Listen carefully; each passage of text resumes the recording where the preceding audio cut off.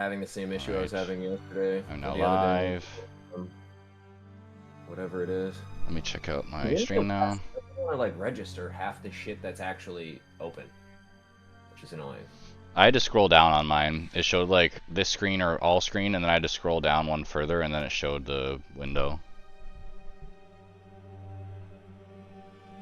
Yeah, I can't scroll at all. It's just Streamlabs, Okay. Streamlabs, and then our Discord for whatever reason. Wait, in the window capture? Yeah. Oh, mine shows a completely different thing then. Yeah. Okay,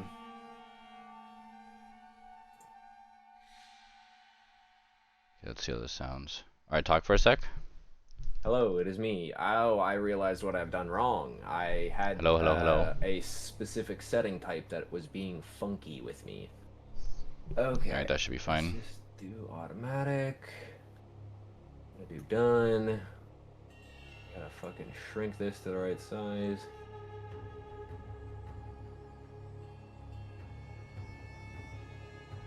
I got fucking 2 minutes.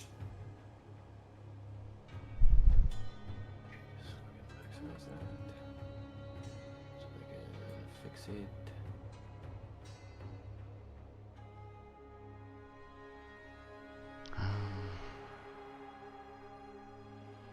Heck, do I see drops again? Weird.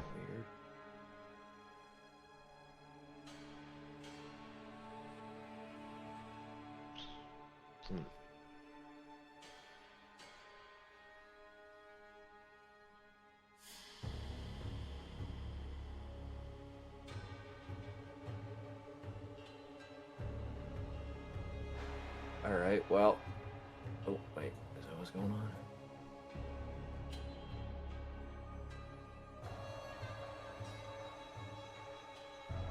Do you remember how on the app to like check your drops? What's that? Like your drops or whatever, like, you know, you can check out like the progress of them filling or whatever. Yeah. I can't find that on the app ever. Stream viral about this thing. Activity. I think it would be activity, but that's just notifications. Why they switch around so much shit in this app?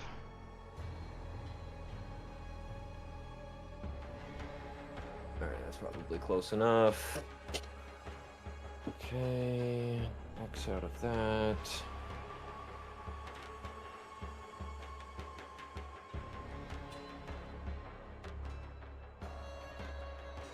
Okay.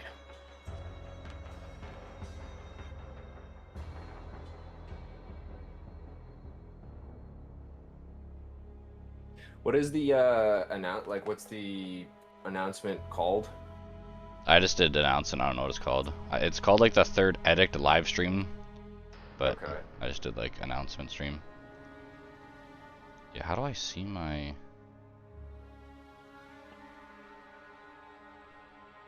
No. I don't care.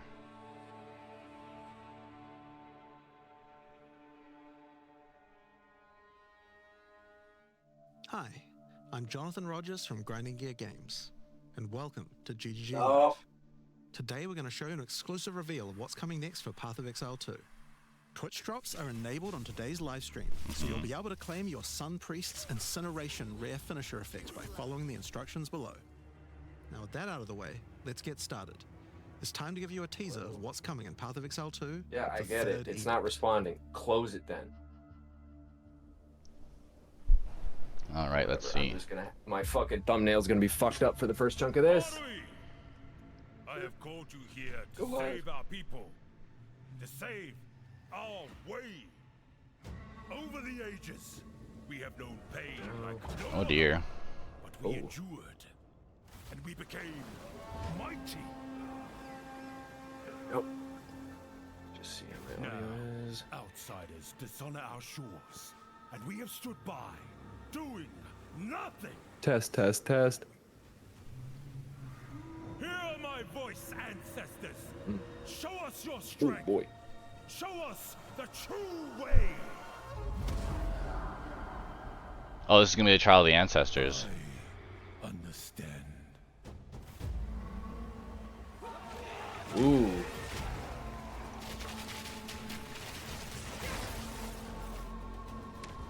Ew. Ooh.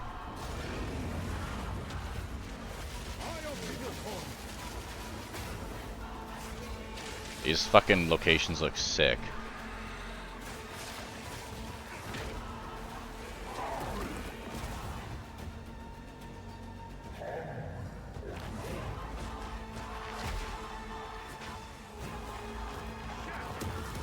I think I'm too loud. Let me try that. Okay, test. Oh, there was fucking a King's March. Hey, there we go.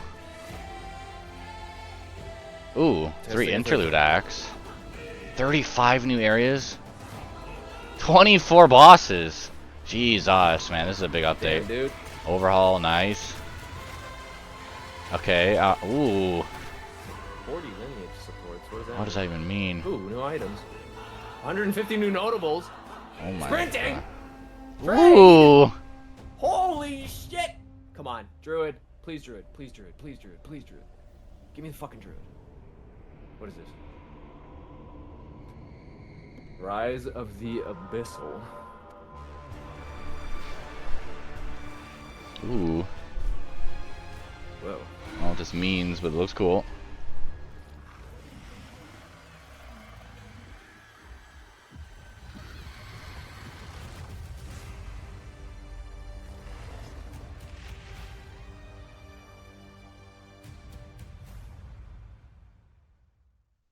August 29th.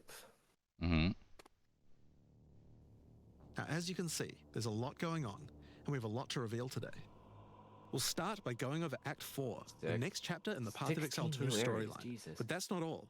There's also 3 new interlude acts to I get love you that. endgame, which means we're removing cruel difficulty. Yep, that's sick. After that, we'll be going through the massive changes to characters. All of them. I'm super excited to show you how I've overhauled the entire support gem system, added new skills, and yes, there are buffs. Next, we'll go over the Rise of the Abyssal, this season's exclusive league mechanic, and talk about the new rewards, crafting systems, areas, and bosses that it adds.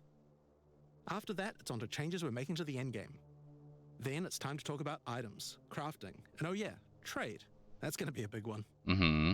We'll then go over When Sellers offline, yes. a live Q&A session where Ziggy D will ask Path of Exile 2's game directors, myself and Mark, your questions from Twitch chat. And after that, at 4 p.m. Pacific, hatch notes. They're not quite complete, but they should give you some nice details to chew on. I hope they're just We've being got a lot to secretive cover about today. the But Druid. first, another announcement. Here we go. When the third edict launches on the 29th, Ooh. we'll be having a free weekend for Path of Exile 2. Hey, we can get the voice to That's play it. right, Path of Exile 2 will be free for the first time without Holy requiring shit, an early access key. The free weekend will end on September the 1st, so you'll have plenty of time to give Nice. Bro. All right, let's get started with Act 4. Wait, what was the date? I missed the date. story Something continues ended from like the end the of first. 29th. Doyani has agreed Okay. to help you find an The ancient 29th weapon is when that the can be used DLC against thing is corruption. coming Yep. out. I didn't Instrument see. of the third. I think it was the edict. first. The when it weapon was ends. broken in ages past, but he believes that the pieces may be found in the Karui archipelago, the home of the Karui tribes. You will have to journey to Kingsmarch, hire a Hell ship, yeah. and set sail. Whoa. When you open the map, you can choose Ooh. to sail anywhere you like. Ooh. Act 4 Yo. is completely non-linear, and you can visit That's the islands fucking in any order you outstanding, dude. choose. Will you visit the pristine Fuck beaches of Apano. Hey, Whakapanu hey, yo. Island? The Karui whisper of a curse that afflicts all who travel there. Whoa. Perhaps it's related to the weapon you seek. Dude. Oh, Or man. maybe you will visit the volcanic shores of the Isle of Kin. The Kin have been more restless recently, mining for sulfite and driven by some dark force. Perhaps you will choose Dude, to consult ew, what with the one of the fuck was local that Karui thing? tribes.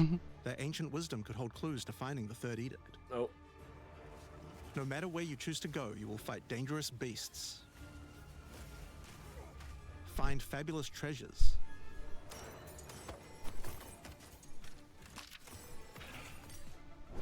and battle incredible bosses. A challenger! Monkey Man. It's fucking Sun Wukong. Your soul! No, it's Yama the White. No. There are 8 islands to discover, each teeming with its own That's so flora cool. and fauna. Act 4 contains Jesus. over 100 new monster types, 16 new areas, 12 new bosses, and plenty of other Hey, yo. interesting encounters. There's a huge Booba. lot to show, Got some we're not gonna spoil mermaid too much yiddies here. hanging out. We want to give you a chance to discover it all for yourself. But what happens after Act 4? Well, until now you had to repeat the entire campaign again before you could face the endgame. But after adding Act 4, the game is far too long to make you do that. Yeah. We needed something else to do in between the end of Act 4 and the endgame. So what else could we do? Add 3 new mini-acts, of course, and we're calling them the interludes. These people know how to put together a I plot. know. 3 temporary side stories that will They're be just like, included in the fuck game it. until Act 5 is released. That will take you to level 65 where the endgame can begin. The first interlude sends you on a journey back to Ogham. Renly has been leading the efforts to rebuild Ogham Village after the defeat of Count Geonor. But there's a new Yeah, so now you can just actually play through the campaign and not have to redo anything. The town Ew. of Holton is surrounded by an impenetrable Munching on darkness, torso. and each night their corrupted townfolk emerge to raid the local farmlands. Not the local farmlands. You'll discover new areas. Yo, immediately I just saw the fucking rock wall with I made a a version line. that just extended it Mhm. outward. And then there's that. There's so much Oh. more shit Find your way through the immediately. darkness, Ew. uncover the source of corruption, Soon you will serve our master. and defeat it. Yes, I shall dance with their corpse. And that's just the first interlude. The second interlude will have you return to the Vasteri Desert, where Asala has been given a sacred duty. When the skies align, the gifting of water requires a chosen Sekima to meet with the Selkari, guardians of the sacred water, but they're nowhere to be found. You will need to track down the Selkari, find those responsible for disrupting the gifting, fight even more new bosses, discover the secrets of the ancient ritual, And hopefully he's having a great discover time. new locations, and ultimately help Asala carry out her sacred duty. Now for Interlude 3. As Royal Thaumaturge of the Vaal, Doyani had plans within plans to save his people from the cataclysm perpetuated by Atzeri's lust for power. One such plan involved sealing a group of willing Vaal deep in a great mountain vault near the Willing Lord's Vaal. Mirror, deep enough to survive the cataclysm.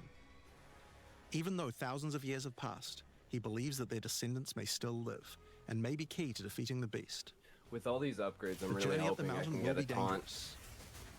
It'll make New such a foes stand difference in for your me way. in terms of tanking in this game if I can have a And fucking the further taunt. up the mountain you venture, the colder it will become. Because the tanking in this is good, but I have zero way of going, hey, stop fighting him and Explore fight caves me. of ice, and enter the vault itself. Excuse me. Who can say what you will find? Blood within? rituals. The interludes are 6 to 7 areas each, and generally include 4 That's boss nice. fights as well. When you put that together with Act 4, that adds up to 35 new areas in the campaign. It's good too, and because it's 24 now new going to be bosses. fresh content for people like us that have It's just worth making clear that significantly the played too interludes much are of the first temporary. 3 acts. When Act 5 and 6 are added, the interludes will be going away. I These need to are stop side talking stories so after much. all. But don't worry, the bosses and areas that make up the interlude are all part of the endgame. Nice. We're not just going to throw them away. Yeah, of course. And with that, we don't need Cool. cool difficulty anymore. We do know that it was a pretty big chore to have to play through the campaign multiple times on each character, and this was a huge reason that the campaign could feel like a bit of a slog when playing through again. But we do also have another new feature to Ooh. address that particular Okay, concern as okay. well. Oh, yeah, the sprint, let's dude. talk Yeah. In 030, when you hold down the Hell button, yeah. the character will go into a sprint after they finish the roll. This is available on all character classes, and there's no limitation Dude, I hope on how long that you can No sprint. limitation, that's ability sick. where I pull the Primary shield out purpose when of I'm this feature is sprinting. to make navigating areas faster when out of combat. Oh, Because of shit! that, if you do take a hit while sprinting, Oh god, he's dead as fuck. hilarious. That's He's that's so running smart. Just use a skill when Ow. you see monsters. That'll break you out of the sprint so you can engage with Oh, no that's danger. funny as shit. If you do need to run away from monsters, just hold spacebar.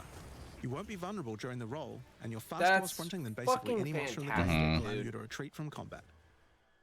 Sprint is a pretty significant change to PoE 2's gameplay.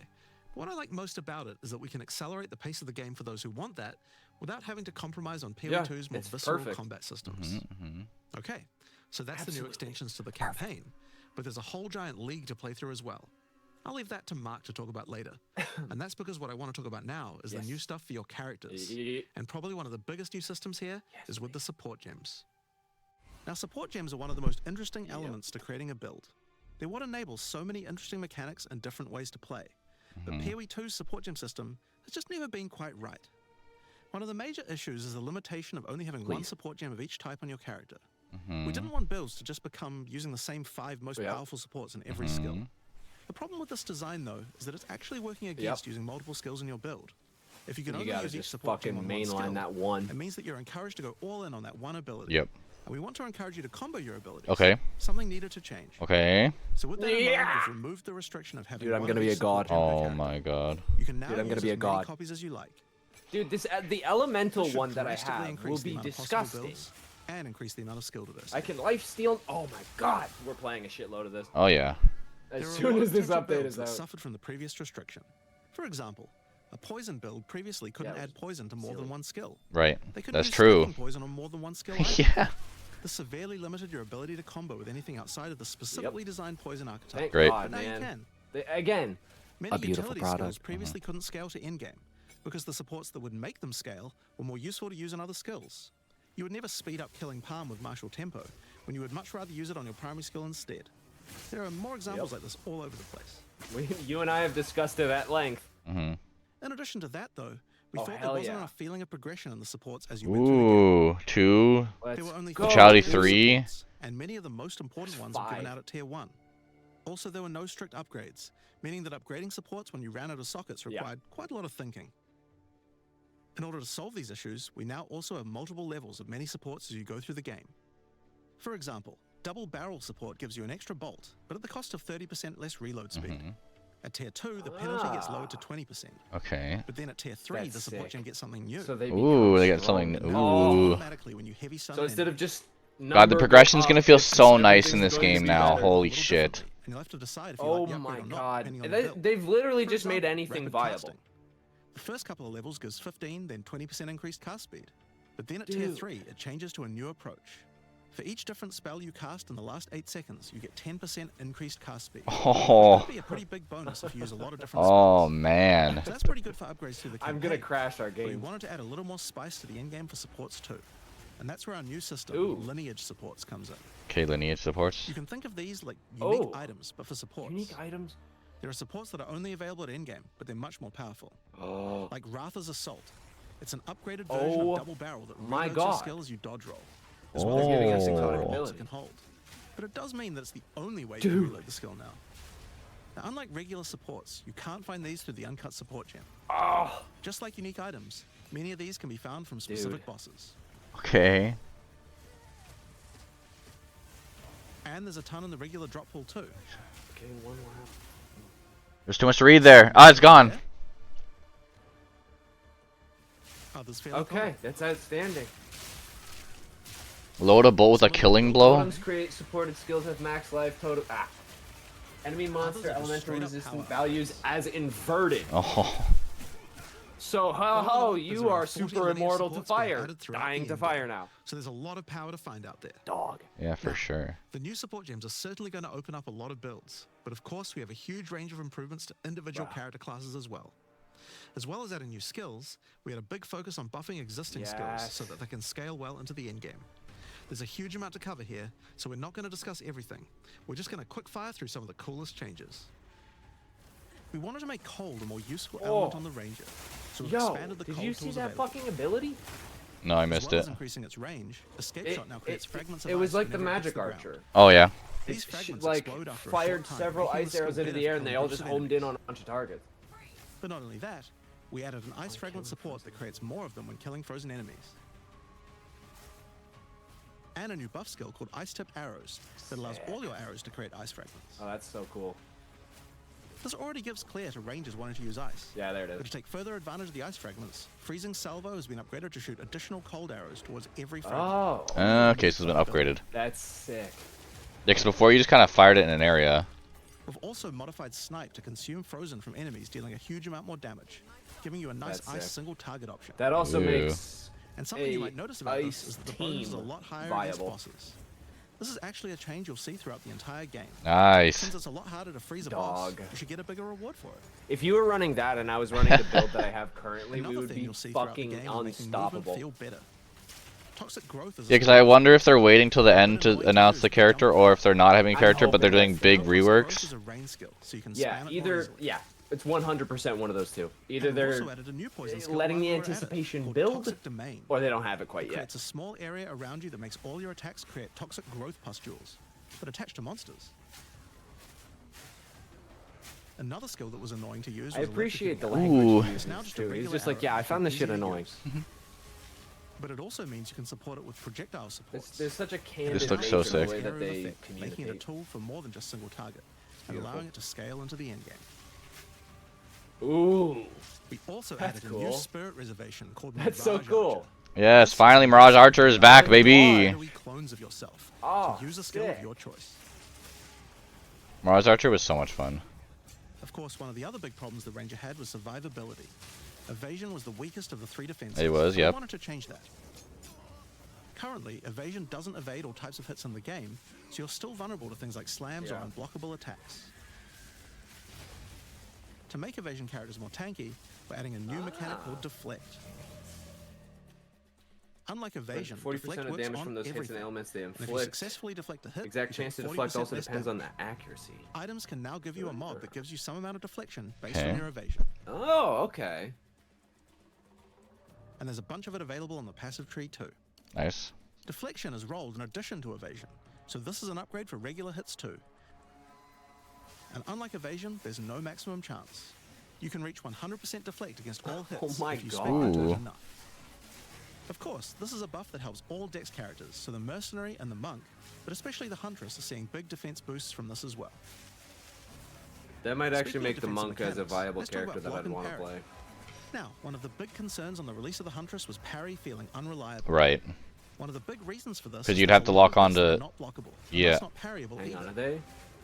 So a huge balance change we're making is that now everything is blockable, except for specifically unblockable red flash skills Jacob, that they've done bosses it. use. Yeah. They fucking done it. They've reached the magnum. This makes parry much more reliable. And not only that, but to make block and parry nicer to use, you now also move faster than before when using these abilities.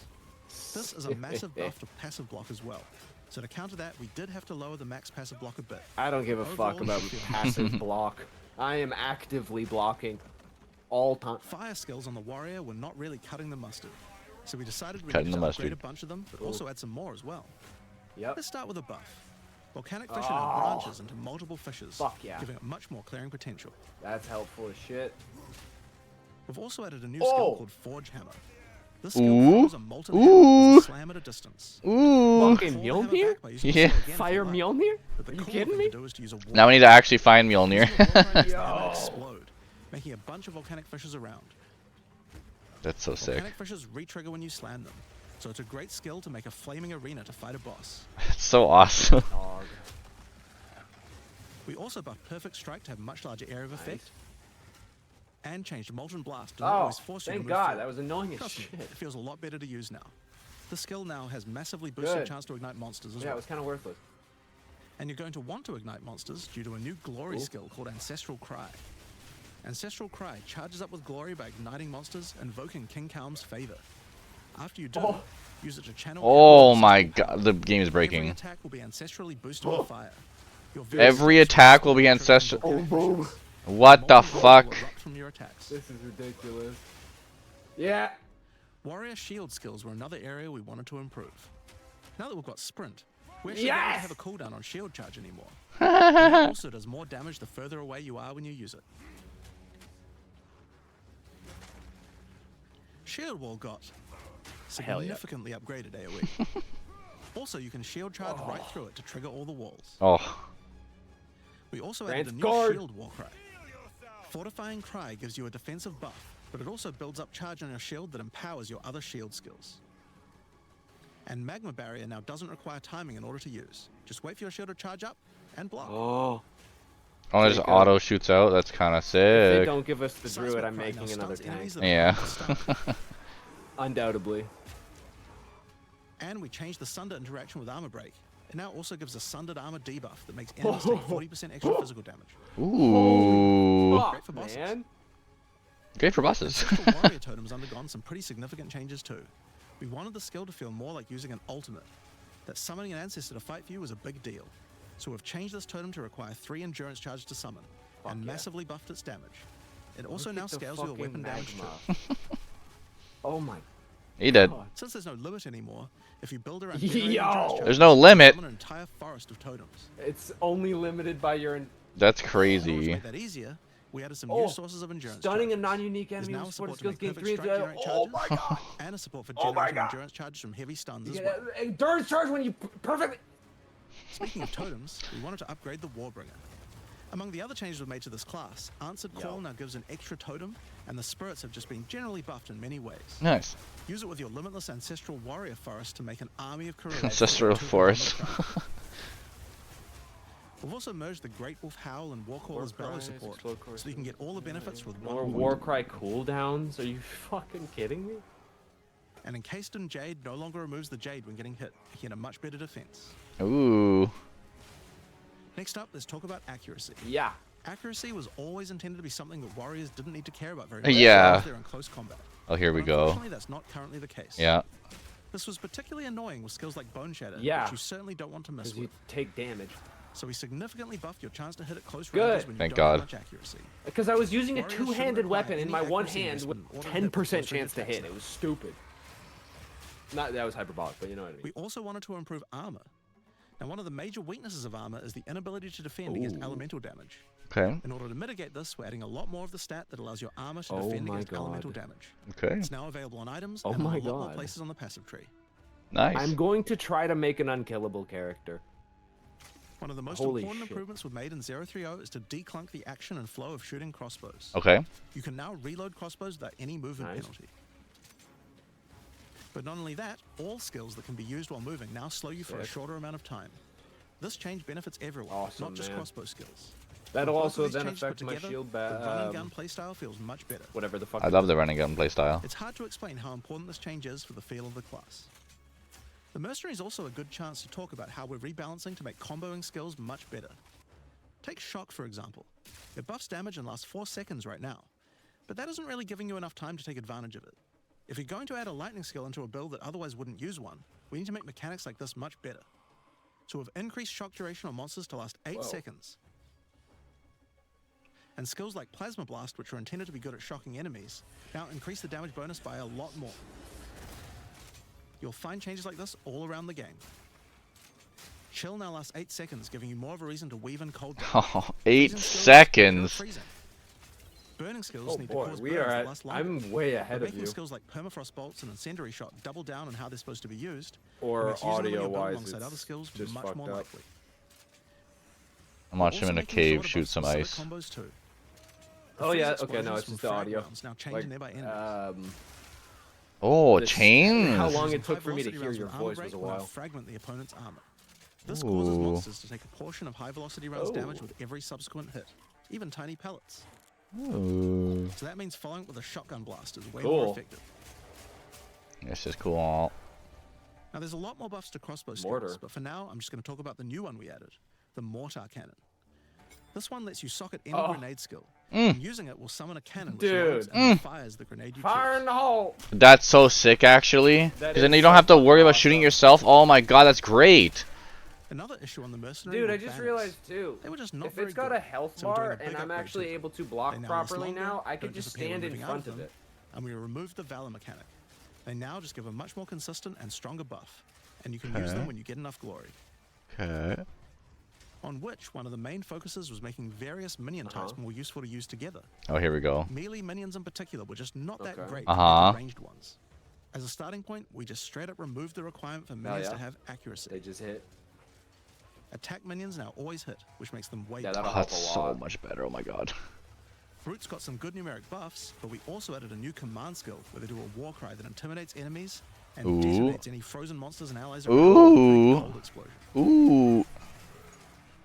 We've also changed the Frost Mage's command skill to an ability that adds Cool. ice armor to your other minions, adding a layer of defense. Cool. And it makes them deal cold damage back to the Dude. attacker as well. That's so sick. The ice So there's armor so also many makes the minions actives now not as to frozen, be buffing so the your Brute's war cry goons. can That's detonate sick. them too. It's a lot more active. Unearth was changed to work on corpses of your dead skeletons, allowing you to summon the minions Sick. more easily in boss fights. Yes. And Oh, that's so jump ability, good. allowing them to get into combat faster. Oh, cool. Oh, thank god. Ray's Spectre was also feeling pretty weak for the spirit cost they had. Yes, it was. To be honest, we were not afraid of these when we first balanced them. Uh-huh. We've both decreased the spirit cost for a Awesome. large range of monsters, and we've significantly Hell yeah, increased dude. Spectre damage too. Bro, mine's gonna do another Awesome. minion That's build. A particular thing you were wanting a change in. Yeah, because you'd spend like 80 Also, spirit and it a would be lot like of the spellcaster worst fucking weapons with minion new ever. occult skills. Oh, But I'll just talk about one of them that I thought was particularly cool. The Reaping Staff is actually a wicked scythe that gives you a new ability called Reap. When an enemy is low in life, you can dash forward and rake enemies with the Ooh. scythe Dude. to cull them instantly. Healing Also you put a too. critical weakness on enemies too. Now, there's a lot of balance changes in the Witch's Ascendancy classes, but I'll just talk about two of them for now. Holy shit. On the Blood Mage, you were previously required to spend your first points on Sangomancy, which really was supposed to be the downside for being able to access the powerful abilities on the rest of the class. In order to make picking the Blood Mage a better early option, we made Sangomancy free, unlocking Nice. the power of the rest of the class immediately. On the Infernalist, the Demon form wasn't something people were really using because you lost Yep. your weapon stats while transformed. Yep. Okay, wait. You no longer do. Oh, It's a much better option now. dude. I might want to do that then. I don't know what I want to do now. The wind skills needed a big upgrade Everything for is sure. good Fuck. now. Everything is good. That's the issue. We're I gonna lo- have I to do, loved like, the demon fucking form. 70 hours per character, So and you we're can kill gonna the make effect like of all your 4. skills throwing up wind much more easily. Nice. Wind Blast had the purpose of building up to dazing an enemy, but dazing just wasn't worth all that effort.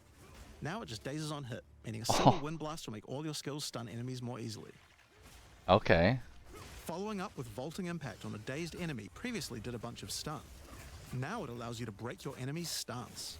When their stance is broken, following up with a fast attack will do way more damage. A cool build that certain people always enjoyed Punching! one was hand-to-hand combat, but until Wait a now minute. we just didn't Wait a have a minute. real way to make it viable. Wait a minute. Well, that changes now. The monk, as a true martial artist, now has the ability to learn the Yo. hollow palm technique. No A shot. keystone that lets you use all Oh quarterstaff my skills God. while unarmed. That's so sick. Punching build, Ethan. Attacks now have a special unarmed version. And you I'm get further gonna make bonuses a to all monk your now. attacks from stacking enemy That's shield so and evasion on your sick. character. That is incredible. That's I so need to fucking send this to cool. Mentor, Emma. Oh yeah. A new keystone we also added to the monk section. Look how cool. That looks so fun, actually. Covers based on elemental damage This type changes instead of mana lich to physical. work with elemental damage. This looks instead so of physical, fun. which is pretty Oh. useful for all those elemental attacks. The that speed might that hit. this man is But it just works well for throwing ranged hands attacks. is amazing. I just Now, heard a one of the ding. I least don't know what it used is, though. ascendancy class in the game is Whatever the it is, thank Black you. Knight Euler. So we knew we needed to make some changes here. One of the key things we had to do was make the chaos damage that the Acolyte can do much more useful. Okay. So we've added a new skill, allowing chaos damage to ignite, shock, Holy chill, shit. and freeze. Oh. Embracing the elemental prowess of the Okay. monk in a truly chaotic fashion. I'm gonna punch all the elements In into your addition, It's almost soul. like these guys play their Bonus game or damage something, you leech. know? And Yeah. we've buffed into the breach and embrace the darkness by Yeah. removing the effects of the 4.0 Who would have into the thought base if you skills. play the game Base that skill- you're nice. making, you can make it better. Yeah. It also gains a new notable, Grasp of the Void, which leaves Look at void the enemies amount- behind you as you dodge roll. If they're killed, they do massive explosions of darkness, dealing damage to everything in sight. Bruh, those fucking black holes are Oh. cool as shit. Now let's talk about sorceress skills. Okay. Here we go. One of the things we wanted to improve on the Sorc is the ability to use multiple Oh. elements together more effectively. You don't say. Mm-hmm.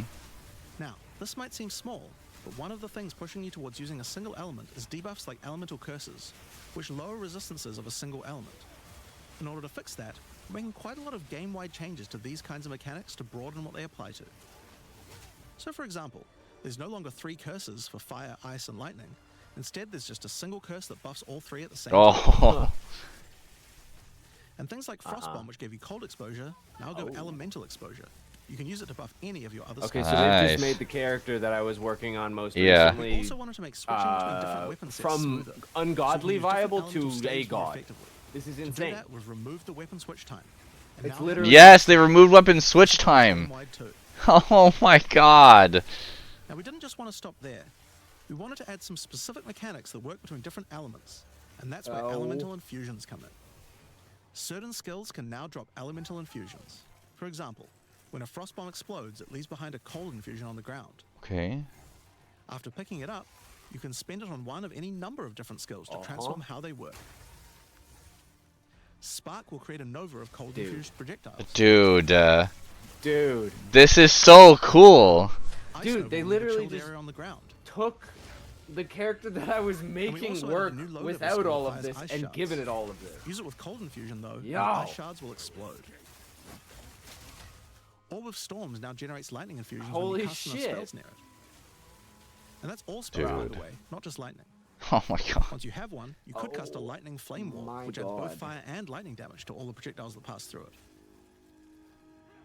Or power up Ember Fusillade with lightning, Yo! To nearby enemy That's so cool What looking. infamous am I looking at? That's sick. My voice or cracked. maybe go lightning on lightning with art. This skill is now Lightning on light. and by Bruh. infusing it, you can go full Palpatine. Dude. Palpatine! Get You said the fire thing. engines by blowing up monsters with living bomb. Then use them with Comet to summon a Yo. giant fire meteor from the sky. Or use it with Firestorm. All these okay, honestly, they don't have a character now. I see like what they were cooking though. Firestorm is unique in that it can be infused They with you just like try all the characters again now. They're better. Yeah, And we've ice infusion to reworked render every one ice of them at to the be same time as the fire. significantly cooler. and add lightning to add deadly strikes Oh my from the heavens God. into the mix. Or use it with all three to generate a storm.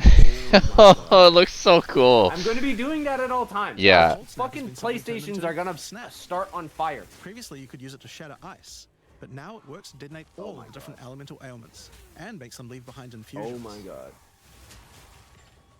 And just like how you could previously use it on Frostbolt, you can now also use it on Orb of Storms and Solar Orb to Oh. detonate those as well, which means you can create My new Good infusions lord. at once. We also have a Spirit Reservation skill and a Colder support than gem to Fire help generate them Remnant. too. Okay. Additional remnant. Remnant, yeah. On the passive tree, we've added quite a few new keystones to the Sorceress section. Here are a couple of examples. The Black Flame Covenant keystone converts your fire Chaos spells to damage. chaos and causes your ignites to deal chaos damage. That's insane. Ooh. Your fire spells and ignites can also turn That's so sick looking. It's so cool. Dude, The Ritual they're cooking. Cadence keystone causes your invocation skills to trigger more times. It makes them trigger periodically over a longer duration instead of one. Great for those auto bombs. That's God. lovely. Now, in addition to skill changes, we've Oh, added here we go. lot more options A to the lot. passive tree for each class. How much is a lot, Overall, sir? there are more than Whoa, 100 new notables on the tree, usually around 20 per class, along with Jesus. smaller clusters as well. Check out the old version. Okay, here we go. Oh my god. And here's the new Holy, version. it's a whole new There's more game. interesting nodes than before. What the fuck? Probably can't go through too many of these in the live stream. Dude, so this, I'll we're just show gonna you one from spend each the class's first area of the 20 tree. hours looking through We all tried to of be a it. lot more thematic with the new nodes. So, for example, the Fire Molten One's resistance. Gift. It lets the benefit of Armor Break apply to your fire damage. Or how about Last Stand, which gives you lots of stats as your situation becomes more and more desperate. Jesus. Dude, I kind of want to make the fist fighting monk. That looks so cool. Like for the Gemling Legionnaire, for example. You have crystallized immunities, which makes you immune to different status ailments, depending Okay. on which support gem color you have socketed the most. Yeah. Another Ascendancy class aligned notable Oh. is Sanguimatic Rituals. Oh. It allows arcane surges to Oh. generate life instead of mana. Oh. Support gem to be used with the Blood Oh my Mage god, Ascendancy. dude. That's so sick. In the Sork area, you'll find these Archon nodes that allow you to convert all of your elemental damage to a specific element. You become a Lightning Archon when you spend Palpatine? enough mana, Palpatine. after which all your skills will be I'm gonna make a converted to Palpatine, lightning, bro. and you will do extra lightning damage as well. See, now I want to make a minion build, a punching build, a There's lightning the build. different ones for cold and fire. Here's another cool one. Elemental Practitioner gives crit bonuses if you've triggered a skill recently, while also making crits generate more energy for triggers. Nice. Or maybe you'd like Oh. the Great Boar. It gives you a reason to stack dexterity to make you tougher, giving a bonus to life Okay, that's and actually stun kind of threshold. cool. Or What? the Cunning Fox. It straight up gives you 5% quality That's to all your gems. awesome. Okay, yeah, yeah. Bone Now, shot? another major change is attribute requirements. We felt like players probably had a few too many nodes and attributes, and Yes. not enough and interesting passives. Okay. So we lowered attribute Let's requirements by go. Oh 25% my across the board. god. Oh my god. That means Which you'll have also more points means to that spend on two-handed interesting in one notables hand rather is than now just needing to viable. allocate more strength, dex, and int. Now there are way more changes than just these. These are just some of the cooler ones we wanted to show off. But I'd say that's just about enough for now. We're not even half done yet. So I think it's time that we What? talk about the League, the rise of the Abyssal. Not even do half that, I'd done like to yet. hand What things the over to fuck? Mark. As you just saw, even though there are major changes to the campaign for this update, we want to make sure that every time you come back for an expansion, each area feels different with something extra going on. It is really important to make sure your experience when returning between expansions is fresh and filled with new content. And the way we did this was through leagues. Every expansion we make has a league, which not only has a fresh economy, but also has new content exclusively available in that league. So, let's delve into the details of what Path of Exile 2's first official league is bringing to the table. The Abyssal are a race that have mastery of forbidden magics and necromancy. They were thought to be extinct, but have merely been biding their time underground. You first encounter signs of the Abyssal in Clearfell, where you discover that during the night, weaker members of the Undead Legion have been attacking the I'm getting encampment. riddled with arrows, The bro. townsfolk require your help to investigate where the monsters are coming from and put a stop to their attacks. Cool. Oops. Ancient creatures lurking beneath the surface. As you proceed through Rayclast, you'll find fissures in the earth connected to larger pits. The monsters normally inhabiting the area are being affected by it, harmed by it even, having their souls eaten to strengthen the abyssal underground. As you defeat the monsters, the fissure closes and abyssal emerge, angered by you killing their food.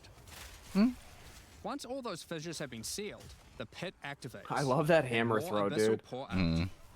This is where the larger, Oh, there's a dangerous hole. monsters reveal themselves, as hordes of abyss will spew out from the pit to take your soul. If you kill a magic pack, then magic abyss will arise. If you kill a rare, then a rare monster will emerge from the pit, having Wow. absorbed some or all of its That's gonna be modifiers for really itself. annoying and really good for loot. This means the monsters emerging will generally be more difficult and more rewarding, as each modifier gives better rewards. Bro, we're gonna find someone that we barely beat and get hit with one of those. If you are able to kill them all, the pit will seal shut.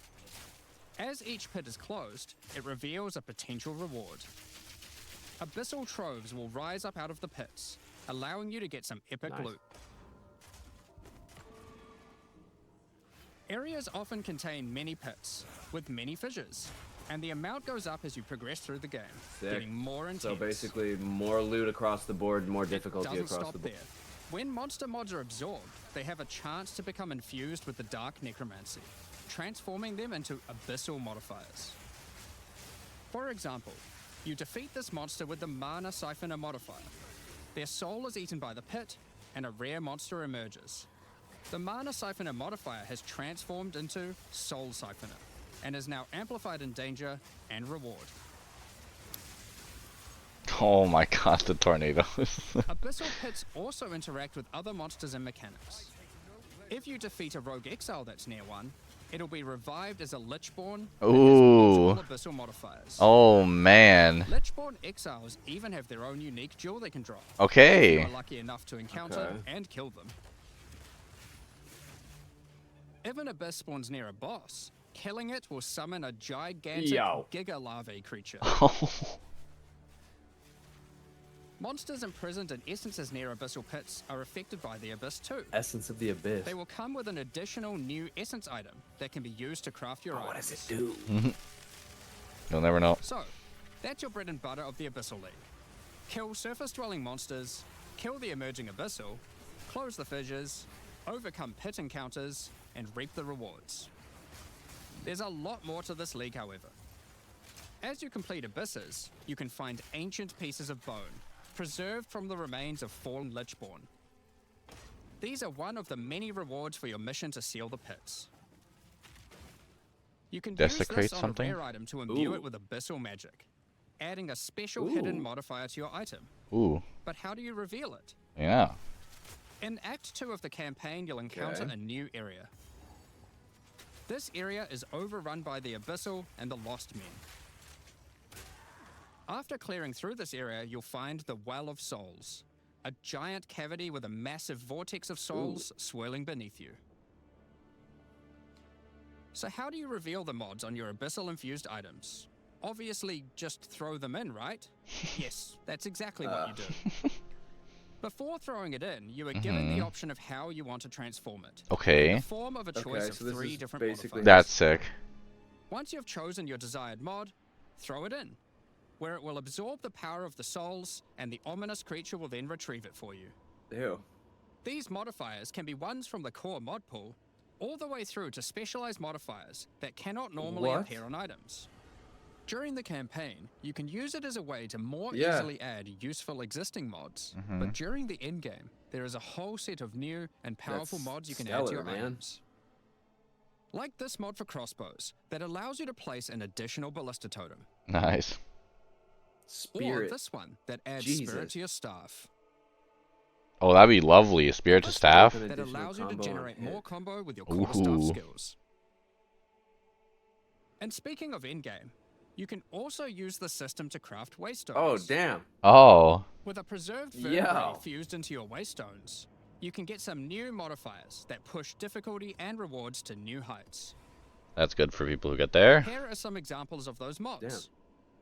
You always get a choice of 3, so you can avoid anything you don't think your character is capable of.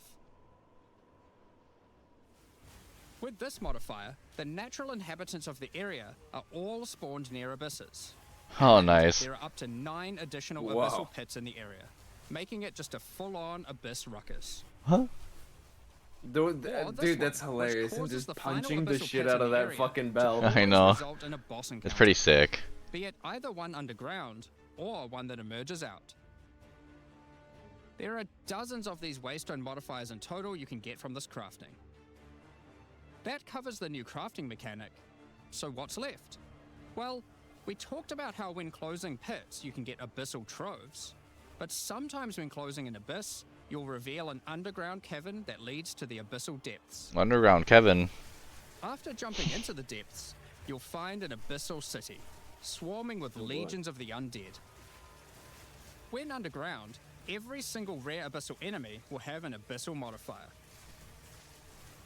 And at the end of the dungeon, you'll even find a rare with a more powerful Lichborn modifier. Once you're able to defeat this powerful rare, you can also find some Spark nice with the rewards. fucking coal looks so sick. Aside from the entire area being valuable due to the abyssal modifiers on the monsters, it has its own specific drops too. One example is a set of lineage supports that can rarely be found in these depths, like Kurgel's Leash. This support empowers both you and your minions Ooh. when you command them, granting unholy might to you both. Ooh.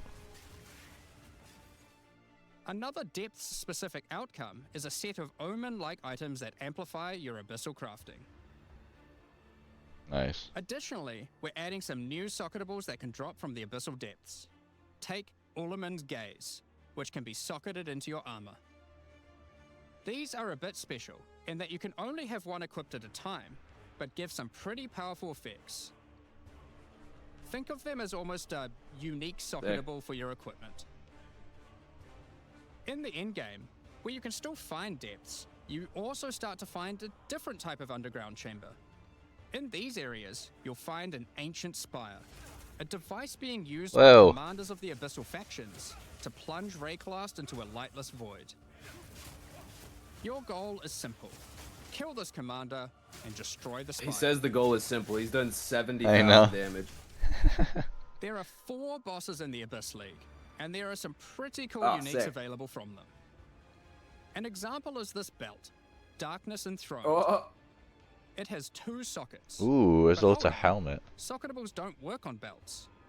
Well, this belt has a special mod Dude, they're that just allows it to count as a expanding different options. slot for the purpose of socketables. that's outstanding, man. This one, for example, counts as a helmet. I kind of want one that counts as a body armor. I wonder how rare that one is. Oh. You can also find this unique jewel, Undying Hate. This jewel transforms part of your passive skill Whoa. tree into an abyssal version, and has multiple Dude. depths.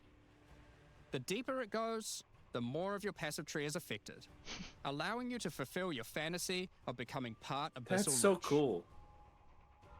Now, the last thing that abyssal commanders can drop is a Finger of the Lich.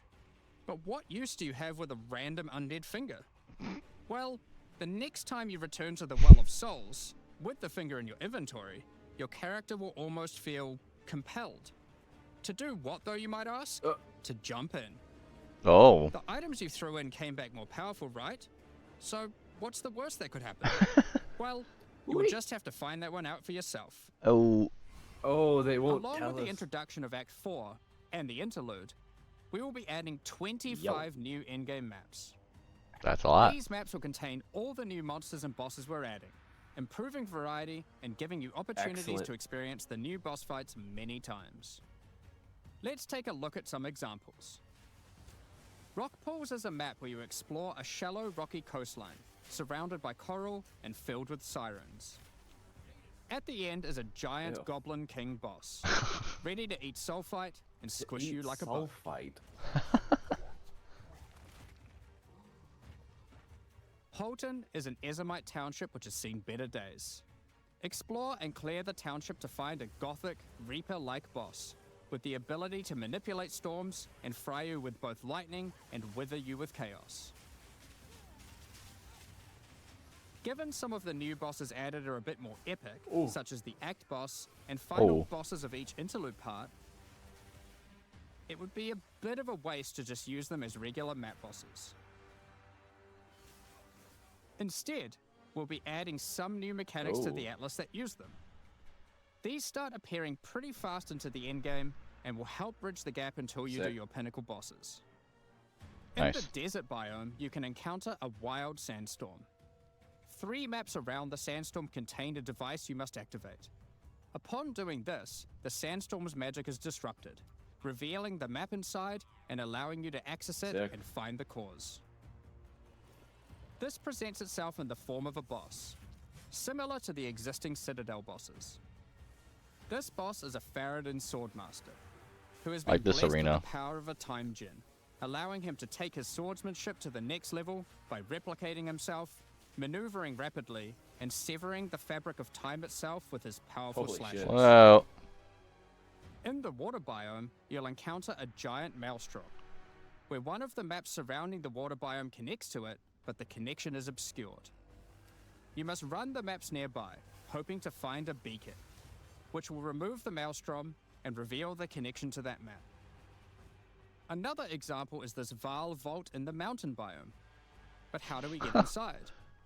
Running the adjacent maps to it will yield a key, which you can then use to gain access to this vault. Or, you could just trade for one, I guess. Use the key to dispel the powerful force field surrounding it, leading to the Vaal Elite and their rewards inside. These all contain Uber versions of the Act 4 boss, and the bosses at the end of each part of the interlude. And each have their own exclusive drop pool of new lineage supports. Nice. Which, as Jonathan spoke about earlier, are powerful support gems that modify your skills in pretty crazy ways. As an example of a lineage support which can come from the Faradin Swordmaster mentioned earlier, we have Garukhan's Resolve, which causes your critical strikes to fork, but requires some mobility on your part to properly enable. Corrupted blood. From the boss sealed in the Vaal Vault, we have Pequate's Pact, which supports your war cries, causing them to inflict massive amounts of corrupted blood at the cost of your own life. So if you can sustain yourself, you can fuck them Additionally, up. some maps can now spawn summoning circles, a room resembling an Ezomite henge. Activating this henge will spawn bosses. Okay. It's as simple as that. Here's your new. We'll Would you also like be to fight a making changes boss? to how Interactable. affixes and waystones work. As the current prefixes equals good, suffixes equals bad, iteration isn't quite hitting the mark. We tried something new here in Path of Exile 2, but after seeing the feedback we decided we actually liked what we had in Path of Exile 1 more. Like Path of Exile 1, each affix will now be both difficult and rewarding. Waystone mods now grant an increase to the number of waystones dropped, and an additional specific upside attached to it. This means as you roll your map, they will continue to get more difficult and more rewarding, and allow you to customize the difficulty and rewards of your maps better.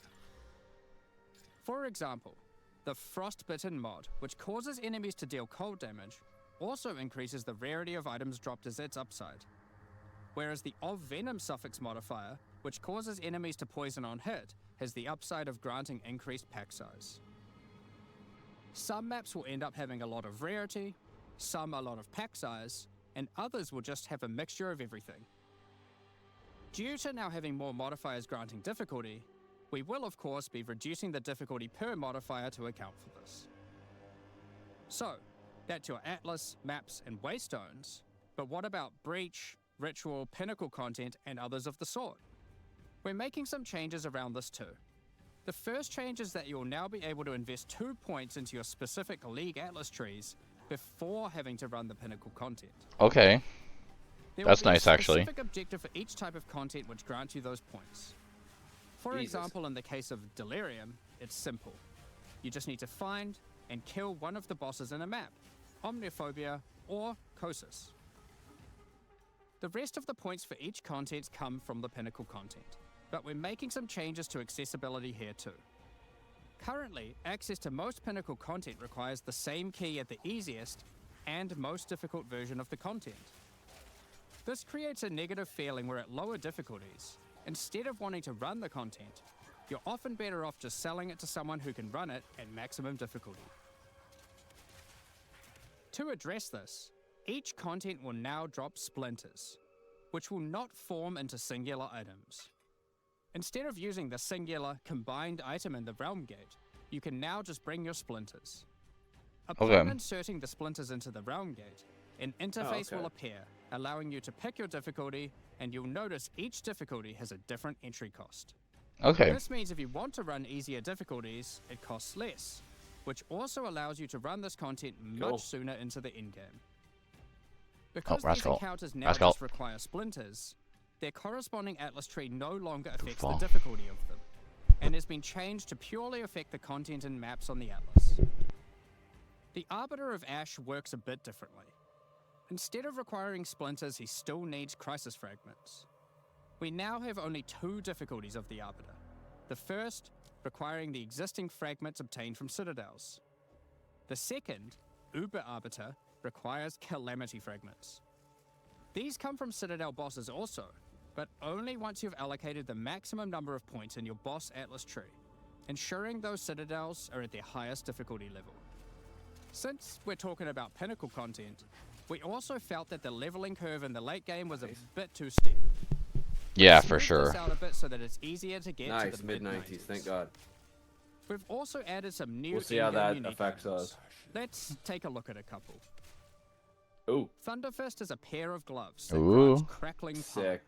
a skill which empowers your unarmed attacks. Fuck yes. Granting the ability to cool down the That's storms okay, dude. themselves and Are we making punching builds? Like, what are we doing here? Simply, literally every monster Look you at how hit, your cool armor this skills is. will be struck by powerful lightning.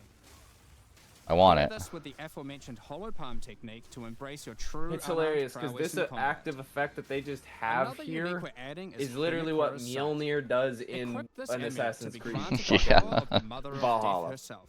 Relating future This is past. reflected by granting you a skill called What? Foresight. While you have Foresight, your dodge roll no longer avoids hits. But instead, being hit while dodge rolling restores you to full life and makes you unable to die for a brief period. What? You'll notice when this does occur, a copy of your character appears and takes the full damage. This is That's the same cool. in the future, as if you hadn't been wearing the amulet. Ultimately, Dude, your that in-game is experience incredible. That's so sick. with Dude, new they've added content so much defined, dope you'll be shit. able to invest in your Atlas trees sooner, engage with Pinnacle content faster, have less FOMO running said Pinnacle content, Yup. reach higher levels easier, Yup. and do all of that while finding many new chase endgame items. Fuck yes. Talking about finding items is one thing. Oh, okay, about yes, please crafting? tell me you've done a lot of crafting. We've taken a step back and looked at some of our crafting systems to make some notable improvements. Okay. Let's start with essences. Yeah. Which suffered from an issue where the regular essences were effectively useless and didn't give players the tools or excitement that a crafting system should provide. To alleviate these concerns, essences are being changed in a few ways. Firstly, they're being changed to function like regals and add specific modifiers with specific values. Okay. Meaning Oh you know my God. exactly what you're Okay. going to get. Yep, that's We fantastic. found that players were often bottlenecked by regal orbs when crafting in the campaign, so this helps to fill that gap, allowing you to That's better upgrade your Fucking items. awesome. For example, this Lesser Essence of Flames, which will be able to add a flat amount of fire damage to your magic martial weapons. Secondly, we're adding many Nice. more tiers. Holy shit. That More Lesser tiers, yep. Essence of Flames, for example, has a regular variant and a greater variant too, adding even more fire Sick. damage with each upgrade. The intention of this is so that when you find one early on, you don't worry about holding on to it till later to use on a higher level item. That's exactly what I've been You should doing. feel free to use them as they come to get powerful upgrades during the campaign. Lastly, our highest tier of essences, now called Perfect Ranox Essences, gifted will sub. function like a Chaos Orb instead of a Regal. So it will replace one of the modifiers on your rare items with the specified mod. Such as this Perfect Essence of Flames. You'll notice this one doesn't just add flat fire damage like the ones before it. The Perfect Essences often give percentage? something a bit different, with some opportunities to be pretty damn Oh powerful. my God. There are many different essences, each with many tiers, covering many of the more core modifiers you'd want on items early on, through to chase specialized ones for in-game. Speaking of in-game, we really wanted to expand our crafting options for late in-game crafting projects. You might have noticed that at in-game, you get way too many transmutes. Wouldn't it be nice if some of those didn't drop, but instead you got something a little more powerful? At higher levels, you can now find Greater Orb of Transmutation and Nice. Perfect Orb of Transmutation. Nice. These can be used on normal items to upgrade them to magic, ensuring that the modifier generated Good. is of a minimum Good, level. good. Fantastic. This is similar to how you find higher So you're not tier just gonna items get on a the random, ground, here's but for 3% to your cold resistance, bitch. These higher tiers will also exist for Orb of Augmentation, Regal Orb, Exalted Orb, and Chaos Orb.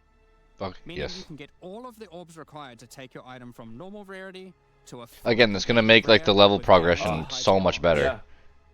Definitive On rather top than of these new RNG. core crafting currencies, Fucking we wanted to awesome. make sure there are powerful crafting bases to use them on. Now in in-game, you can start to find exceptional items. These are items that drop at normal rarity and are perfect for your from-scratch yeah. crafting projects. Mm-hmm. They can come with extra quality, up to 30%, or an additional socket Fuck to use your yeah. crafting socketables in. And yes, they can be corrupted Damn. for yet another socket. You can also get exceptional damn it. unique items. I wanted to read Electrocution. To add Ooh. even further to your crafting arsenal, we've added a whole suite of new It says omens something for about visual content, your lightning and contributes removed to some of the more electrocution buildup unpredictable on ones fists. that weren't being used. that. Ooh. That'd be Some of the new awesome. omens include the Omen of the Ancients, which will cause your next Orb of Chance to Oh. not destroy the item, What? but generate a random unique of the same fuck? class. Or Or the Omen of we're going into a new Sanctification, league. Never mind. which is my new favorite. Because I fucking wasted This one of will those cause your last next league. divine orb used on a rare item to re-roll the values of its modifiers, allowing it to exceed the normal minimum and maximum Oh my values. god. Raising the ceiling on the new most powerful rare items in the game. Holy shit. This omen will also cause your item to become sanctified. Sanctified items cannot be crafted, just Okay. like corrupted ones, so consider carefully when you use this. Okay. Another is the Omen of Chaotic Monsters, which will cause your next Chaos Orb to re-roll all modifiers on a Waystone, allowing you to fix your maps if you get some modifiers that are not Hell feasible yeah. for your build. Then it makes it actually have a fucking use. Besides these examples, there is a huge variety of new omens for you to discover in your ritual encounters. With the release of Act 4, notably taking place in the Kardori Archipelago, Oh, you'll be able to now find a new currency item. allows an item to Penny foresee Cora's the Wand. change? Penny Cora, the Kardori goddess of death, has That's the power of insane. foresight, and is able to see many futures, Wow. including the outcome of your next craft. So, imbuing her lock onto an item gives you that same power too. For example, you'll know whether or not to use an Exalted Orb on your item, as you will know exactly what the outcome is. So, with all these new crafting improvements, it's safe to say you're going to be making some epic items. Now you're gonna And trade 'em. Not necessarily just ones for yourself. Yay. Hmm. So given that, I can it's finally time to trade talk without about a being massive sketched one. out by Yeah. some scammers. Finally here. Thank God. All been waiting for. Yep. Fully asynchronous trade. Over the years, the way players trade with Mm-hmm. each other in Path of Exile 1 has morphed from using the forums, through to the in-game chat, all the way through to using the website. These systems, in all their iterations, work for a while, but with each iteration, new problems eventually reveal themselves. Be it requiring you to be in your hideout too much instead of out there killing monsters, or never getting responses from people. who All are AFK. AFK, That was just me. can't be bothered. I would always try to be like AFK, and like even the website would say they're online, and they'd still be AFK. Yeah. And this has been a long time coming. We're adding a new system that allows you to buy items from other players without requiring the seller to be present. It's like Path of Exile 1, the Continue console farming, version. killing Fantastic. monsters, AFK as they please, Thank fucking God. even be offline. Thank You just fucking roll God. back in and get Introduction of fucking King's March in payment Act in your 4, mail. Oh, you it's will so encounter nice. Ange, assistant to Rog in the Meridian Free Traders Company. Over the last 2 decades or so, since Path of Exile 1's storyline, Faustus has handed down his knowledge and expertise to Ange, and she is now ready to take over his business. If you have a hideout unlocked already, you can immediately invite her there. Cool. If you don't have a hideout yet, you will need to acquire one. You can do this by completing a quest to defeat one of the bosses inhabiting an island in Oh, Act you 4, can get a house from Act 4. allowing you then to take a slice of it for yourself, making it your new home and base of operations. Once invited to your hideout, she will now serve as operating your currency exchange, but also serve as the figurehead in your new trading empire. Mm. So, how does this new system work?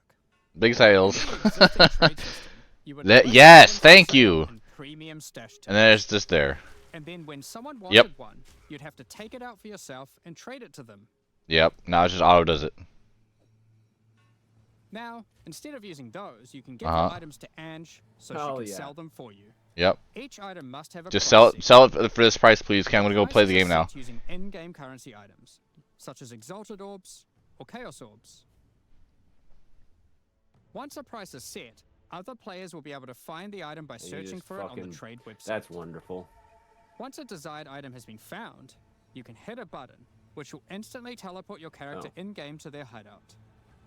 Then, you can immediately purchase the item. And while there, if you want, There's other shit. browse their other goods. That's so In sick. case there's a Oh, good interesting. deal, You're like, they're all like shop Their owners. hideout? Yeah, you teleport to their hideout and now you're looking at their whole thing. You just start That purchasing shit That from still them. requires you using the it fucking also website. costs gold I to guess purchase so. an item. It's better though, because now you don't have to worry about them teleporting to you. You don't interact at all. As a seller, you'll immediately receive a notification when an item of yours is sold, and can also see an effect above Ange in your hideout when she has unclaimed currency. Just go talk to her, claim your currency, and continue playing at your leisure. As many people already acquired premium stash tabs for the purpose of the trade system, we wanted to add a way for you to convert your existing tabs to merchants tabs, if you want. You can do that here, on the website, but only if you purchase those tabs before the release of the third edict. To clarify, the existing trade system will remain fully intact, so your premium stash tabs will not lose any of their functionality. We just figured people might want to switch over to this new system. Fair. We expect a lot of feedback around this new system and are looking forward to trying it out with you. As we are not able to test internally with an entire, thriving economy, there will certainly be some kinks to work out. Based on how the system goes, I do like we'll that be you adding like, it to Path of if Exile someone is website, selling shit, you so can just any go of the to, it tabs like you teleport you to the purchase hideout to then will look also at like be their usable whole there stash as if they're like Yeah, a that is actual quite nice. trader. Next up, we're What they're going to be selling. talking Because yeah, you about could be our like, new wow, that's support Oh, like really that's good. actually really Fuck cool. I want also that selling. actually. Today, Fuck the other we're thing. launching two new series of supporter supporter packs. packs. Okay, here we go. The Justice Oh. and Trathan Executioner packs. Dog. That looks so cool. Each tier contains the pack's full face value in points. Look at that alongside little griffin. several Am I gonna have to spend more money? Probably. As always, the microtransactions in these packs are purely cosmetic and Yep. do not affect your character's power or progression in any way. The Justice series of supporter packs contains 6 exclusive microtransactions. Claim glory after defeating enemies, or inspire your allies by calling down the Banner of Justice. Okay. The Sphinx Mystic hideout decoration will identify cool. items for Gross. you, displaying Ew. them as it does so. This ancient creature has been presented with many items over the eons. The so Cthulhu has some Snake Man. Strong expressions to make on the quality of your wares. Strong expression. Become a Be like, true "Ew." warrior, Wow. worthy of delivering the justice of the eternal gods, with the Apostle of Justice armor set. It looks very Assassin's Creed-like. This armor set also comes With with a a match lot and back more attachment containing a set of scales to fucking measure your pizzazz. worth. Measure your With worth. the Apostle of Justice finisher effect equipped, the Goddess of Justice herself will appear to decide on a verdict for slain unique enemies. Oh, to hell or to heaven? As she decides the fate of your slain, will they ascend to be amongst the gods? Or be Oh, banished that's to so the cool. underworld? Nope. To hell with you, bitch. That's awesome. The Griffin fledgling pet will be your courageous companion Little as you fucking- journey throughout Rayclass. He's floating around. He stands So so small. proud. Take your place in the skies in the Oh. plateau of the gods' hideout. Whoa. This Oh. hideout comes with many different sections for setting up your home My or base God. of operations. It's the aesthetic I love. I know. I know it is. No. Your money. Oh, come on. Oh, come on. Like a Yeah, you're true buying eternal this. God, you can float between the mountains on the clouds themselves. I'm gonna buy that. The Trathan Ooh. Executioner packs series also contains 6 exclusive microtransactions. I want to buy this too. The Trathan Execution finisher effect. Oh, Display of Trathan might. that's the thing I liked with the big fist, but now it's a giant Holy fucking. bugs Okay, and dude. All right, you're taking my money. I understand. As a Trathan Executioner, you're the perfect master for the ever-hungry Cool. carrion raptor pet. It has taken a particular liking to the taste of other pets, and at your command it will swoop down and eviscerate them, proceeding to satisfy its hunger by feeding on their I'm gonna eat your pets, And bro. all of those goblins that they have are gonna get fucking Houses annihilated. This looks sick. But if their hired This is hands so became sick. notably irritating, they'd have to call in the Trathan Executioners. The You executioners. can now embrace their methods and become brutality incarnate with the Cruel Trathan Executioner armor set. Oh, The matching Cruel Trathan Ooh. Executioner cloak will Yo. shroud you in scarlet as you That's crush actually the skulls so of your cool. enemies and leave a trail of blood behind you as you build up a kill oh, that's streak. sick. Or use the alternate variant to simply put a skeleton on your back. Simply put a skeleton on your back. Bathed in blood as you mutilate monsters with the Cruel Trathan Executioner character effect. The swirling blood increases in volume as your spree of slaughter continues. Cool. Both this effect and the cloak use the same kill streak for tracking how much blood is shown. Huh. After a long and tiring day of executions, enjoy a relaxing game of dice with the Goblin Gambler's Hideout decoration. The map device is called a pulverizer map device. The Pulverizer map device Oh. brings a horrid efficiency to punishing the damage. That's so cool. Each map you open will execute Dog. the next victims.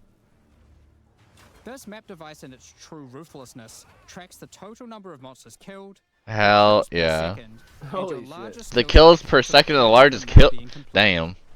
This is then displayed on a leaderboard That's so cool. you can take a measure of you and your friends' violence at the end of each map.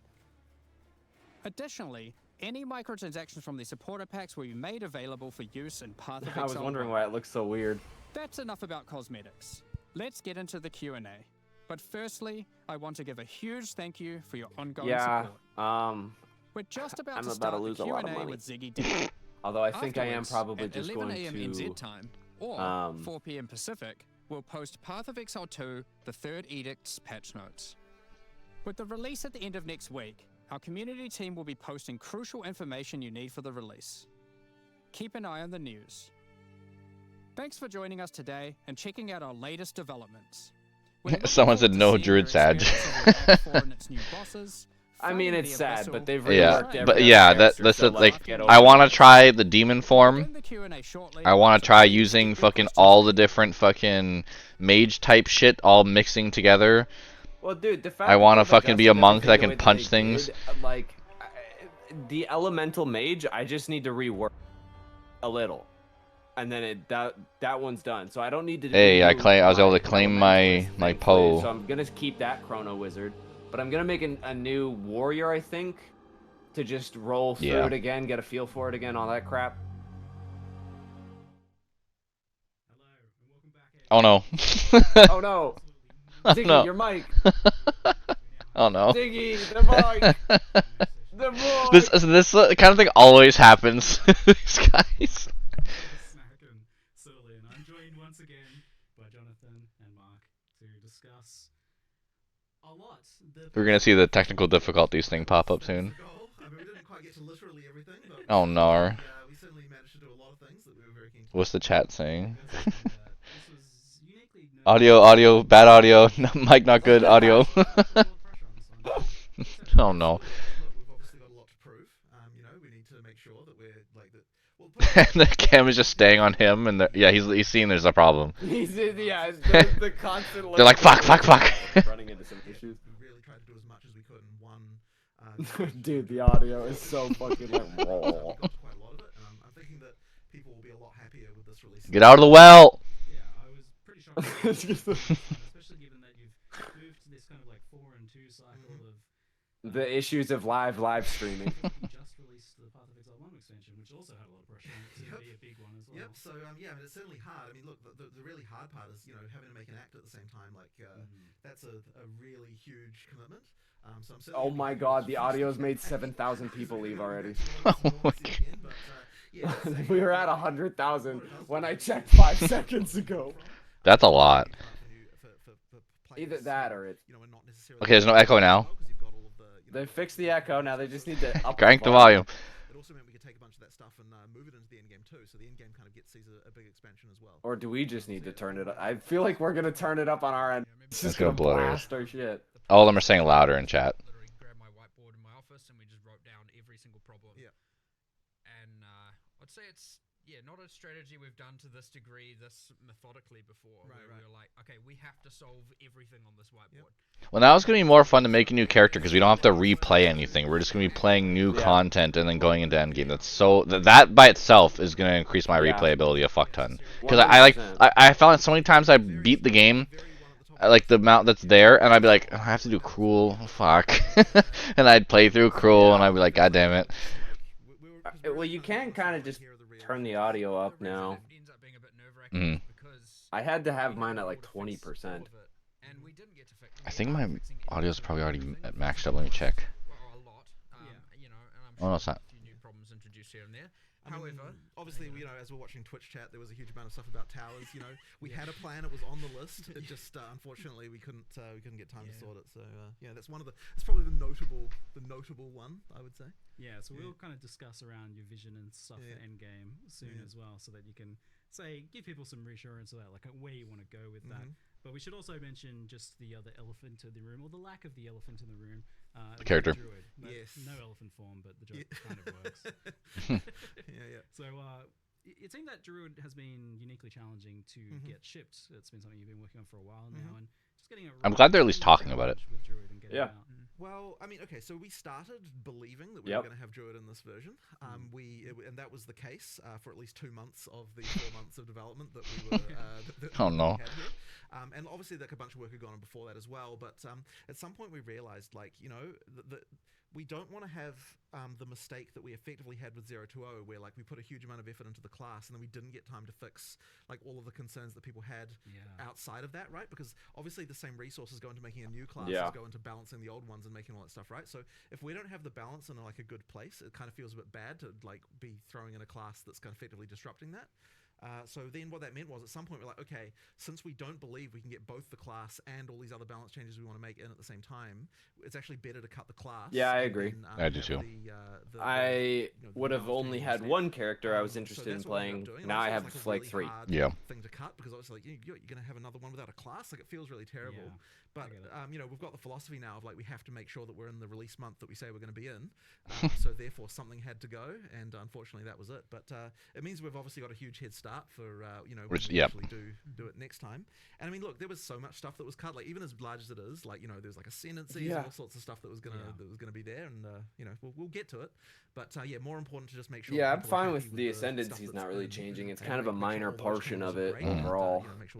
The amount of like overall balance changes, but then also like having the different uniques and having the different stuff, like it all just seems so much like I want to replay all the characters I've already made to try out the new changes. Like there's so much animation stuff that has to go into making each form feel right. So yeah, like but we'll get there. Like I don't think we're that far away from it now. So it would be really nice though if they were like, hey, we aren't dropping a whole new like update, but we got the Druid done, so we're gonna toss that in. That'd be nice. That is true. That is true. Every class is a step up from the last in terms of that. Yeah. Yes. So I guess on that note, do you have a vision for who's next after Druid, or is it kind of a race between them to see who ends up feeling well, most I've always said that it would be criminal to go into full release without having swords. So you know that's that's kind of a pretty glaring. It's a little bit criminal to get this far without it. Yeah, that's true. As the fucking Chungus, I only have hammers. It's real weird. So that would be an obvious candidate. Is making sure that we've got that. People can infer from that some sort of duelist or something, most likely being the sword one. And as you said, the ascendancies are just kind of the same boat as they weren't. You weren't satisfied with where they were at to be able to get those in. So that's the things you missed, but that's like the list of the things you missed. That and doing something with towers. So now we can talk about kind of what you have done. We'll jump into endgame first, since I know the towers and stuff have been a hot topic for people. So we'll talk about the endgame. This wasn't ostensibly supposed to be an endgame update. from what you were telling me. But it still seems like a pretty big endgame update in the end. Yeah, they turned it up. Part of that is because we obviously get all the content that we produced for the campaign. We get to make all the endgame versions of that. Yeah. That obviously adds quite a lot. But we did want to make sure that we weren't just being like, okay, so we're adding a bunch of bosses. Like, we wanted to make sure that the more epic ones that we added to the campaign have some new mechanic for them on the Atlas as well. So that's where we had those various mechanics with, like the sandstorm and that kind of stuff. Yeah. Like, those kind of like Atlas events. And it really does contribute to the feeling of exploration to have more of that stuff. And then, of course, once you got that, you start getting into, okay, well, what rewards is it going to drop? Then we started to think we need a new category of rewards that these things can have. And that's, we started to think about the lineage supports and that kind of stuff. So it just ended up kind of adding up to quite a bit in the end. But it isn't like kind of like the big end game change that we wanted to do. Like, we had a design for that, but we just kind of haven't quite got to it. So but it still ends up being quite a lot. And one of the big things that it also, I think, will help bridge is the kind of mid-end game part. Like that's still a problem that we want to improve, but like it adds quite a lot there, because you're seeing that stuff on the Atlas a bit earlier. What's the problem there as you identify it? I mean, you've got this issue where effectively, and we are doing some stuff to address this, but effectively you've got like the pinnacles at the end, and you've got like, obviously when you start, you've got a bunch of content, but it doesn't feel like there's those kind of mid-end game goals that you can easily achieve. That's kind of the issue that we're trying to just solve. a lack of direction, right? Right. I think there's not enough like really guiding you. Like, the narrative kind of falls apart there, right? Because it's just like open world, and you want a bit more of telling you where to go, what to do, have those goals where you're like, I want to. Yeah, that's like the end game felt like I was so lost for a little bit. It's nice to have those, but it's nice to also have. Because I had to look up like how to access, like, after taking out all the corruption, how to do it. It's like, oh, you have to have it at a certain tier, and like no part of the game tells you that. You're just like, I don't know what to do here. But again, it's like, we need to you got this working on a campaign, you've got working on the end game, and you got all these like, how do you juggle all of these things? It is brutally difficult, and you end up having to think. So I would expect next expansion to be way more end game centric in terms of fixing all of this, because it was on the whiteboard. But we did do some stuff with what we had. So like that splinter change, I think, is going to be quite a big one. Like, it doesn't look like much from what we showed, but what it does mean is that you've got pinnacle fights earlier in your in the experience, and of course you've got the thing where because we never fought any of the pinnacle stuff. We never got that far. Never got close. Yeah, couldn't level up enough. By having it so that it's cheaper to get to the lower tier ones, because like, we that helps quite a lot, in the and I think that'll improve things. Yeah, a lot, even just like 87, I think was my highest. Now we can at least hit like 90. Yeah. And then the difficulty is like, okay, 90 to 95 is a motherfucker. And then 95 to 100 is good luck. A lot of people in PoE may not really. 95 to 100 is like the whole game in times one. The whole time, just do it again. Required is all 95 levels. You can find on the map. You can't add them because they are in every area. The abyss. So I'm looking forward to the abyss as well, because that'll waystone give a lot crafting and more stuff like that. So there's a lot of in-game just added by the league's existence as well. I'm actually like, even though you still have to use the website, I'm happy it just instantly teleports you to their hideout, and you can just like look at their wares. Telling me that because the hardest part was you go on the website, and if you backed out, you have to redo all your filters and everything again. So if you find the thing you know you want, and you just click on it, and you're instantly there in the game, like, that's fantastic. Yeah, I'll have to log into the fucking stuff through the PlayStation. It is interesting because this is That's a the league part that I've been avoiding. It's guaranteed. That's part. Yeah, and then like after that, it just gives you like a CAPTCHA type thing. Does this also have like Atlas tree integration in the way that it would later on, as it becomes like a core element? Yeah, like I'm at like before it'd be in the PlayStation thing using like the PlayStation browser that kind of doesn't work.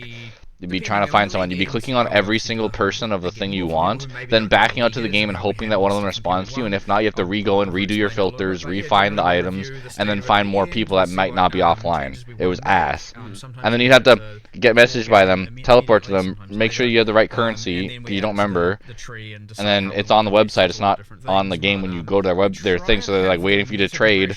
But then you're like, how much did he want again? Ah, shit. It was like terrible. And then they just like leave, and you're like, fuck. You could have a separate tree. It is a thing you could do. Disjointed. But in this case, it comes in the form of the waystone crafting. You did an experiment with that recently in Path of Exile 1, doing that in a league, and you didn't exactly like the result. Different because it's not a separate tree, and that was during Necropolis, yes, and it felt like because it's in every area, you have to take it. Yes, exactly. So that didn't work. we're not going to repeat that mistake. It could be a separate tree. I love too how they literally said like nothing about the new act. They're just like, here's like the preliminary like After Effect act, but like the other one's like just play it. Well, they're also like, hey, here's how you do this new modifier. By the way, you can jump in. You're gonna have to figure that out for yourself. Issues, like, oh, you don't say. Was kind of how the Atlas like just showing us like, hey, you got some new endgame shit. Also, this one like when you punch them, it lightnings them. It's like, okay, cool. I know what to expect now. That's what I'm talking about with the lack of mid-game stuff, right? Yeah, exactly. So that's changed now though. Like the league mechanics don't scale difficulty of bosses at all. They're just about what the content is in maps. Yeah, right? and you get the points way earlier. So in fact, you even some of them. Yeah, we made some changes to that actually as well since last night, and thus it wasn't in the live stream accurately. It was talking about how you have to complete specific objectives like killing the Delirium boss and whatnot to get your points. It's actually just now you follow the quest line, and there's a point in where you get the tablet, which is after you find the league and you kill the, just do a Delirium, you successfully go back and get a tablet. You're also going to get the first 2 points there. Now I wanted to change it so that you can get like, if we have 8 points, you get 4 points before the pinnacles and 4 points from the pinnacles. Right now it's 2 and 6. We're still looking at this just because we made a change last night. There's a good chance we might end up, adapting this a little bit more. Yeah, so it's even the first 2 points come even sooner and even more obviously. Like you don't have to RNG into finding a boss in order to get those first 2 points now, which was mentioned there. No longer going to be the case. But we just want to really make sure we're smoothing. Like there's no other company that is so transparent about this stuff ever. I know. That's why it's so nice. Watch this, because like I'm getting like a genuine picture of it's not like EA like, hello, you want to buy our game, but it's just like an inauthentic nonsense where it's like this shit. They're just like, yeah, we kind of fucked up, and like here's some stuff we're gonna change. We might change it tomorrow. Who knows? Yeah, and this is like, yeah, we made this change last night, so like grain of salt what I'm saying here. But game issue you were talking about. Is that kind of the goal? Is to make this like really exploration focused? It's certainly something that I really love, and the more things you add to the Atlas, the more it feels like you're finding things. But yeah, like, so we definitely appreciate the concern with towers being that you've got this tension between having to turtle in one location versus explore. Yeah. And so that's something that we need to look into addressing. But I don't want to kind of like talk explicitly about exactly what we're going to do here, just because there's like obviously a lot in flux there still. But yeah, it's something that we understand the problem, I would say. Like I would understand that there's an issue, and so yeah, we will be addressing that a bit later. Yes, the brand name of towers seems somewhat marred currently. Like it seems like almost no matter what you do with them, there's going to be some sort of maybe just delete towers because we have the bad association with it. That is a concern, but I suspect that we'll still want to keep them at least for just vision. Like even if we remove the mechanic and do other stuff, like we'll just keep them there. So I still think it's fun to just find a tower just to get a circle of vision around it. So I don't think that's the part that people are unhappy about with them. So therefore it'd be fine to keep that and move like other power sources and other things that you can do somewhere else. I even like the empowering the maps because that is an element of control, which is another thing people. Well, I mean, I still want something that does that. I just think that it needs to work differently than how it works. Yeah, so, I guess the issue seems to come down to, from what I see, and maybe chat might have other things that they mention about their issues with towers, but the issue, as I see it, is about that feeling that you still need to be stacking tower mechanics on top of other stuff, and if you're not kind of bringing all those things together, then it feels like you're wasting time. My fundamental issue with them is the way that you know that something sucks before you even run it, and that's always bad. Yeah, like effectively it's like, okay, like if you're running maps that don't have a tower around them, you're like, okay, well I know this is bad, or and so I feel bad because like I just have to get to the next tower, and then like when you've done one tower but you know that 2 tower overlapping is a thing, then you're like, okay, well I feel bad running a 1 tower overlap thing when I know that 2 tower stuff is a thing as well. So there's just this problem of like, you know that it sucks beforehand, and I think that's never a good thing. Like it's actually the opposite of the action RPG philosophy of like, the reason you have random drops is because like, any monster could be the one that drops the next thing. Exactly. And if you don't have that, then it's like you feel bad for playing the content because you know it's not the best already. So you need that like random element more. So there needs to be some adjustment to make that better. Yeah. Do you think that's like bringing up what the base map experience can be in terms of its upper potential, like adding more interesting confluence of variants? I mean, look, I always like more interesting combinations of stuff to happen, but I don't necessarily think that the core problem is like lack of ability to juice things. Like I think the core problem is to do with the fact that like you don't like when it already sucks. As I said, like it's just kind of like that thing there. So we need to sort really of focusing on there these needs to be some fucking approach to towers. solving the making it more Apparently, it's the controllable. big, it's the big about problem. Some way, Apparently, just something along those lines, so that you can the towers so that before. you don't have this feeling of like AOE because of equals buff. because of a thing I can already see that sucks. That this experience is going to be worse than what I'm hoping for. So, somewhat related to this, another thing I see brought up all the time is being able to kind of choose what map you're doing and just being able to exert more elements of control.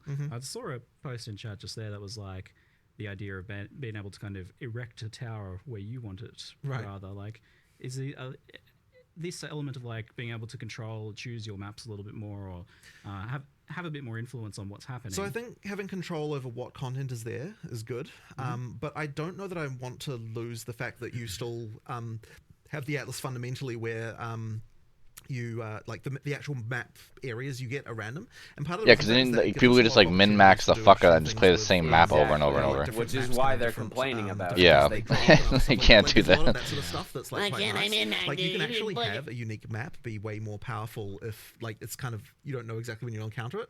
So that kind of stuff is quite nice, and we want to do a lot more as well on the Atlas, like just more stuff to find. Like when we get to 040, I really want it to be that like you really feel like there's just cool stuff in every map that you might be finding that's like that's way more interesting. And as I said, that stuff, the problem is if you have full control over literally being able to run the same map every single time, like the same like base area, it means that you don't have the ability to say, okay, well this map can randomly have this thing that's just like really awesome that always drops a unique or something like that, because then you're just going to run that map over and over and over. So I still like some ability to have to find the good stuff. Because then you're gonna do the Borderlands thing, where like if not having the experience of like if I didn't get this exact overlay, if Philly Steak Bob always drops this really good shotgun, you're just gonna sit there and fight Philly Steak Bob for like 30 hours trying to get this fucking gun. It's gonna be boring as shit. Yeah.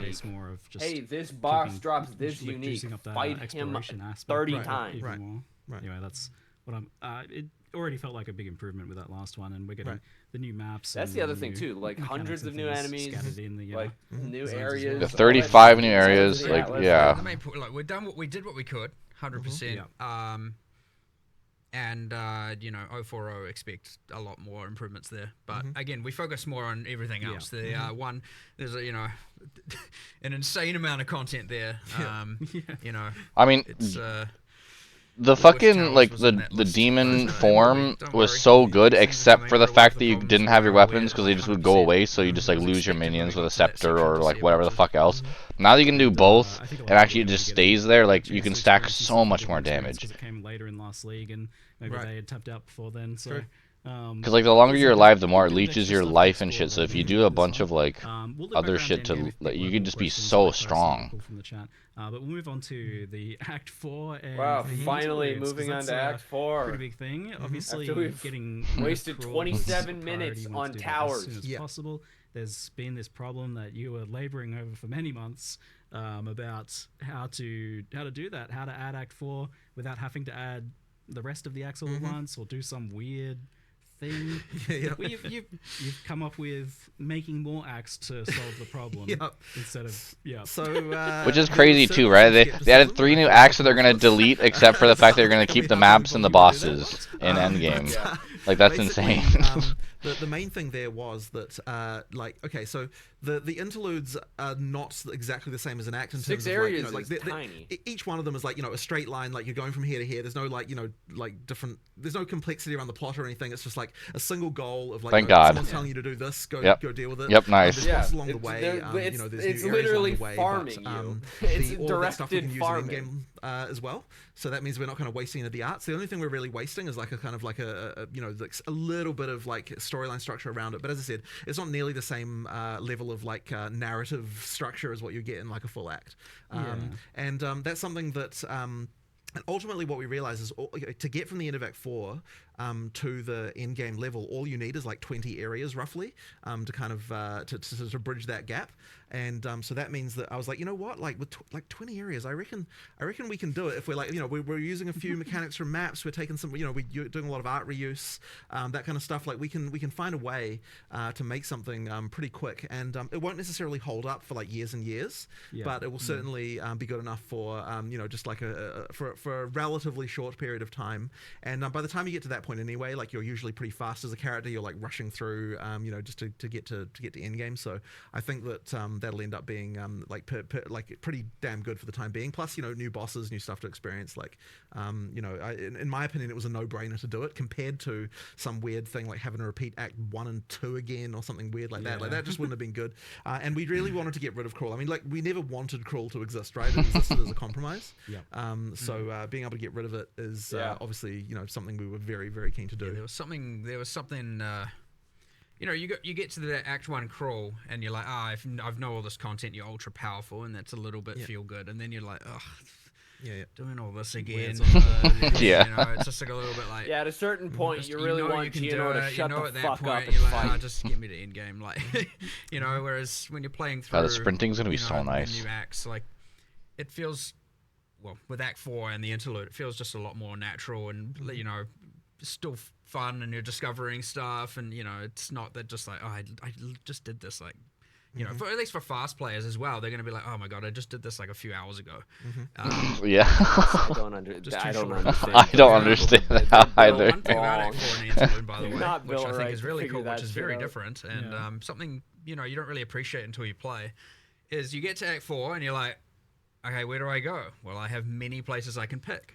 I mean, Jonathan was talking about how, you know, they're kind of interludes are kind of straight lines, but there's three of them. But there's three of them. You can do them in any order. There's a choice immediately there, right? You can do Oh. You can do them in any order. Yeah, that's nice. Order. When you complete So one or we partially run complete through one, all it of levels them, up the we other figure two. out which ones we like and They which always ones we stay, don't, you and know, then we hidden. figure out the They order bridge of the running gaps. them. You That's can do fucking them in sick. whatever order you want. It'll be interesting to see the speedrunning strategies, because like there's different Yeah. bonuses available. Like the spirit draft comes from one. Yeah. The, you know, where another might be more passive point heavy and another might be more permanent bonus heavy, and another, you know, like, all kinds of crazy stuff going on so there. they're literally you go like in Act 4, here, you've got full grind freedom of and like collect choice of which loot island so you want to that sail you're to. ready to And fight then you the go into the endgame interlude stuff. and you're like, which part would serve me best? And maybe the answer is do a couple areas of this part and then swap to another and do that one, and then, you know, like, who knows? Which is fine, because again, as you progress through them and defeat the bosses, the other ones will level up and keep up with the level. So you can do half of each and then do That's the so half of each good. again. That's You can fucking do an area of aces. each, and then, you know. That's wild. I didn't realize the interludes were sandboxy like that, because I was planning on asking about how the fact that Act 4 is like a sandbox for like the great portion of it there, and that's going to be super interesting from like racing and speedrunning perspective as to what people take. But also that does seem like it might help with Replayability. the campaign slog, you know, Yeah. the repetitiveness of it if you can kind of do things in a different order each time. But also, I'm just excited to Is see where the there story some goes. reasons to do it in different orders as well? Like you mentioned, like differences in rewards, Yeah. differences in challenges too, I imagine, for different builds. Yeah, for sure. So, like the reward thing is like probably the main reason you'd change the order, depending on what's going to work best for your character right now. So yeah, each one has got stuff that you know, like we're taking all the different fixed bonuses. I think that actually fixed bonuses are different a little bit now, aren't they, than the way that they were when they were in Crawl? Did you change what stats they were? I thought you did. Yeah, I thought you did. The passive point number is the same. Yeah. The spirit is the same, but the other bonuses, we've kept, like, you know, we'll still have the resistances that you got before, but some of the other bonuses from, like, for example, Crawls, the snake in Act 3, I can't remember the name of these areas. We have internal names, the old snake chamber. The reward from that will be slightly different, because not all three of those options are available, and they're available in different ways. Some of it might be, some of it might not be, and some of it will be in Act 4, some of it might be in the interlude, you know. So it's kind of mix and match all over the place. Well, that's gonna but be fucking there's some pretty cool stuff in the great for interludes old that fucking ADHD. bro. Oh, yeah. You've obviously got your permanent Just bonuses. go. You've got your I skill think I'm points. done with this area You've for got right just, now. I'll like, go which do bosses this. do I Yeah. wanna do You're like, first fuck or these last? enemies. I'm going to do this shit. Oh, nice, Just but yeah, instead of little rage things quitting, subtle. you just rage you know, quit like one the interlude and go for first the other area two. of And then you sprint of a lot until you die. Spoiler light as You just possible go, here. "Fucking goddamn." Has a wandering vendor that sells, you know, guaranteed Nice. gear, Nice. caster gear, and you can go and be like, I'm going to go there, check that if I'm a caster, and then I'll go to the other two acts, because that might have like a straight up weapon upgrade. And then Yeah, that'd be there's nice another too, in because another then it's deck like, that oh, sells this. a whole bunch of greater runes, and so you Yeah. might need some runes. I'm gonna So you're go like, oh, I'm with playing a my melee maybe build, so I'm get gonna some do this runes. path first, yeah. and then I'm gonna one be a of mage them build to take has, this path first. So they've and you're gonna made have a to find this for way. yourself. One of them has a They nameless figured seer out in a it, way and to so make go grinding for it. entertaining. Yeah. I'm not gonna tell you which. So do you know in advance some of these rewards so that you can make this decision? Like maybe not those kind of secret ones, I but think it doesn't. Does it say it on the? Does it show it to you on the world map? You generally see the icons on the Oh world god, now map I'm just up thinking how to much the I'm gonna have to point your spend if I want character both and the those NPCs packs. could reasonably know about. Both of So them it are so depends on the app good. A little bit. In some cases, Yeah, it's I'm like probably just no gonna end up getting humans the have been first there, one so you because can't know until you've I'm opened it. And then probably it will, going to until have to you spend the have been told about 900 it or know about currency, it or which advance the is quest, and now what, you like, see all the icons. So too much money. Some Like yes, $80 some not, or something? And, Yeah. It'll be a bit of a discovery but process. like, so. look, it's gonna players are gonna share information pretty damn quickly. But yeah, it's actually quite fun having all this different choice and different axes, and we haven't had this level of like, sure, you've got Path of Exile 1 Act 2 is go left or go right, and you got a little bit of that in like Act 8, but you don't get this much like parallel things going on like this in a kind of interesting way. So it'll be, I suspect it'll actually last a little bit longer than we anticipate, given how we had to put this kind of 3-part thing together so quickly. Last a bit longer in terms of like players finding it fresh and interesting. Yeah, that's the hope. Okay, good. The all 3 interludes kind of appear on one world map, so you kind of got 3 parallel tracks you can see on one map. That makes it really easy. So, Holy shit. Yeah, that's how that works. Cool.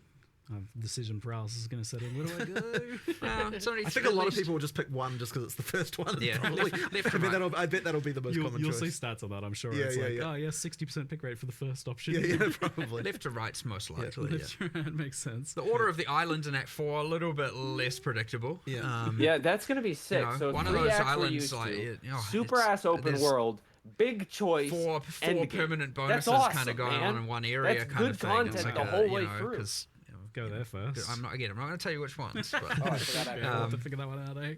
someone will do it, figure it out. Yeah, well, it's like Make the it's like progression Act guides. 4, 5, I and like 6, that but they have like their progression own like too, that would be fake Yeah. made very cool if ones. that Well, ends up being and the based off outcomes the that will sizing, keep it things almost fresh seems like long it's term. kind of There's the a good reason equivalent to of do an it, act definitely and a doesn't just get half. kind of immediately solved. Yeah. Which I'm So curious Act 4 to was see planned to how long it'll have take. a new way of ascending, but that wasn't mentioned here, so Yeah, it's yeah. not quite ready yet. Didn't quite get time for it. Damn it. It'll be coming a bit later. Shit. But you can still, there's still a quest to go to the place where that is happening. Okay. But and we added like a kind of another reward there, just for the time being. Yeah. But yeah, later on there'll be that. The amount of work required to make that trial just unfortunately wasn't quite compatible with making all of the other stuff we made. Probably if we hadn't made the interlude, we would have been able to do it. But I think the interlude was more important just to get rid of Cruel. So we ended up Fair. making that decision. But we'll get to it. Thank goodness. I'm so stoked Cruel's gone. If it's what most of us imagine it's going to be, I can imagine where a lot of that work comes in. So, hopefully, you guys, is it something that you'd like to get ready for next league? Then it sounds like. Well, I don't want to promise anything because at this point fair we're enough. in the mode of like we'll cut stuff if we need to make the release happen. So I wouldn't want to promise anything, but that would be nice. We'll just have to see. I guess the other question then is, do you think it'll be like different enough and appealing to people who don't necessarily want to ascend the other ways? Well, it's certainly different than the other ones by Good. a very significant margin. So Good. I think that'll be. It should be like a gladiatorial arena where you just fight like the boss guys.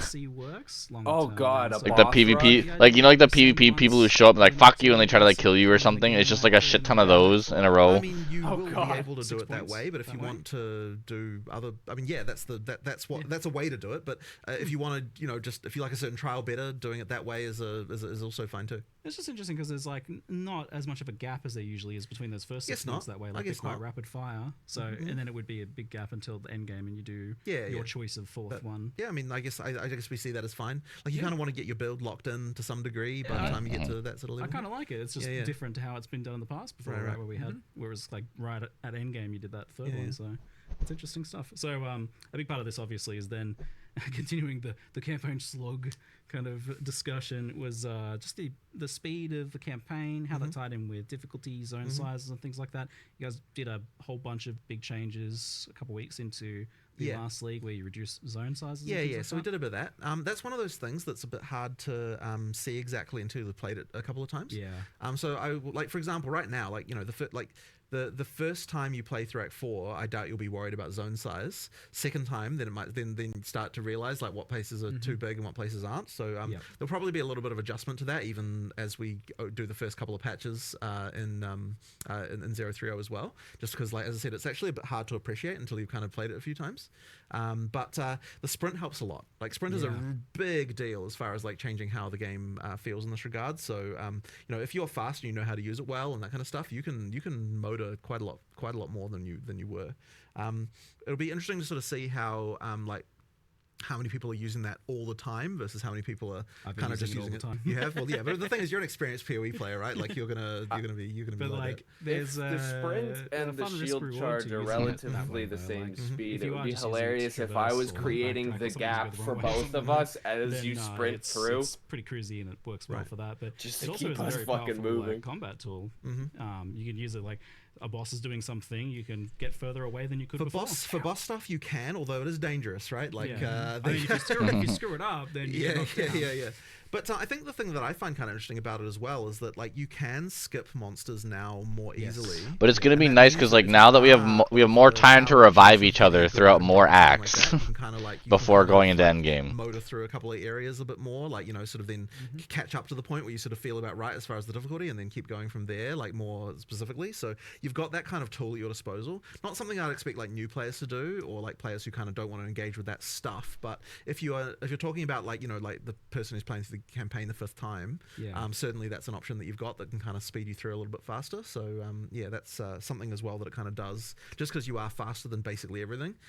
So you know, you can skip past them if you want. We're a bit of like you know, good players, like knowledge players knew how to move a lot quicker. You know, there's a bunch of skills, you get animation cancelling, you got shield charge. It's true. It's true. The speedrunners already have a way, but like no one really wants. Like, obviously, you don't want to be doing that all the time, right?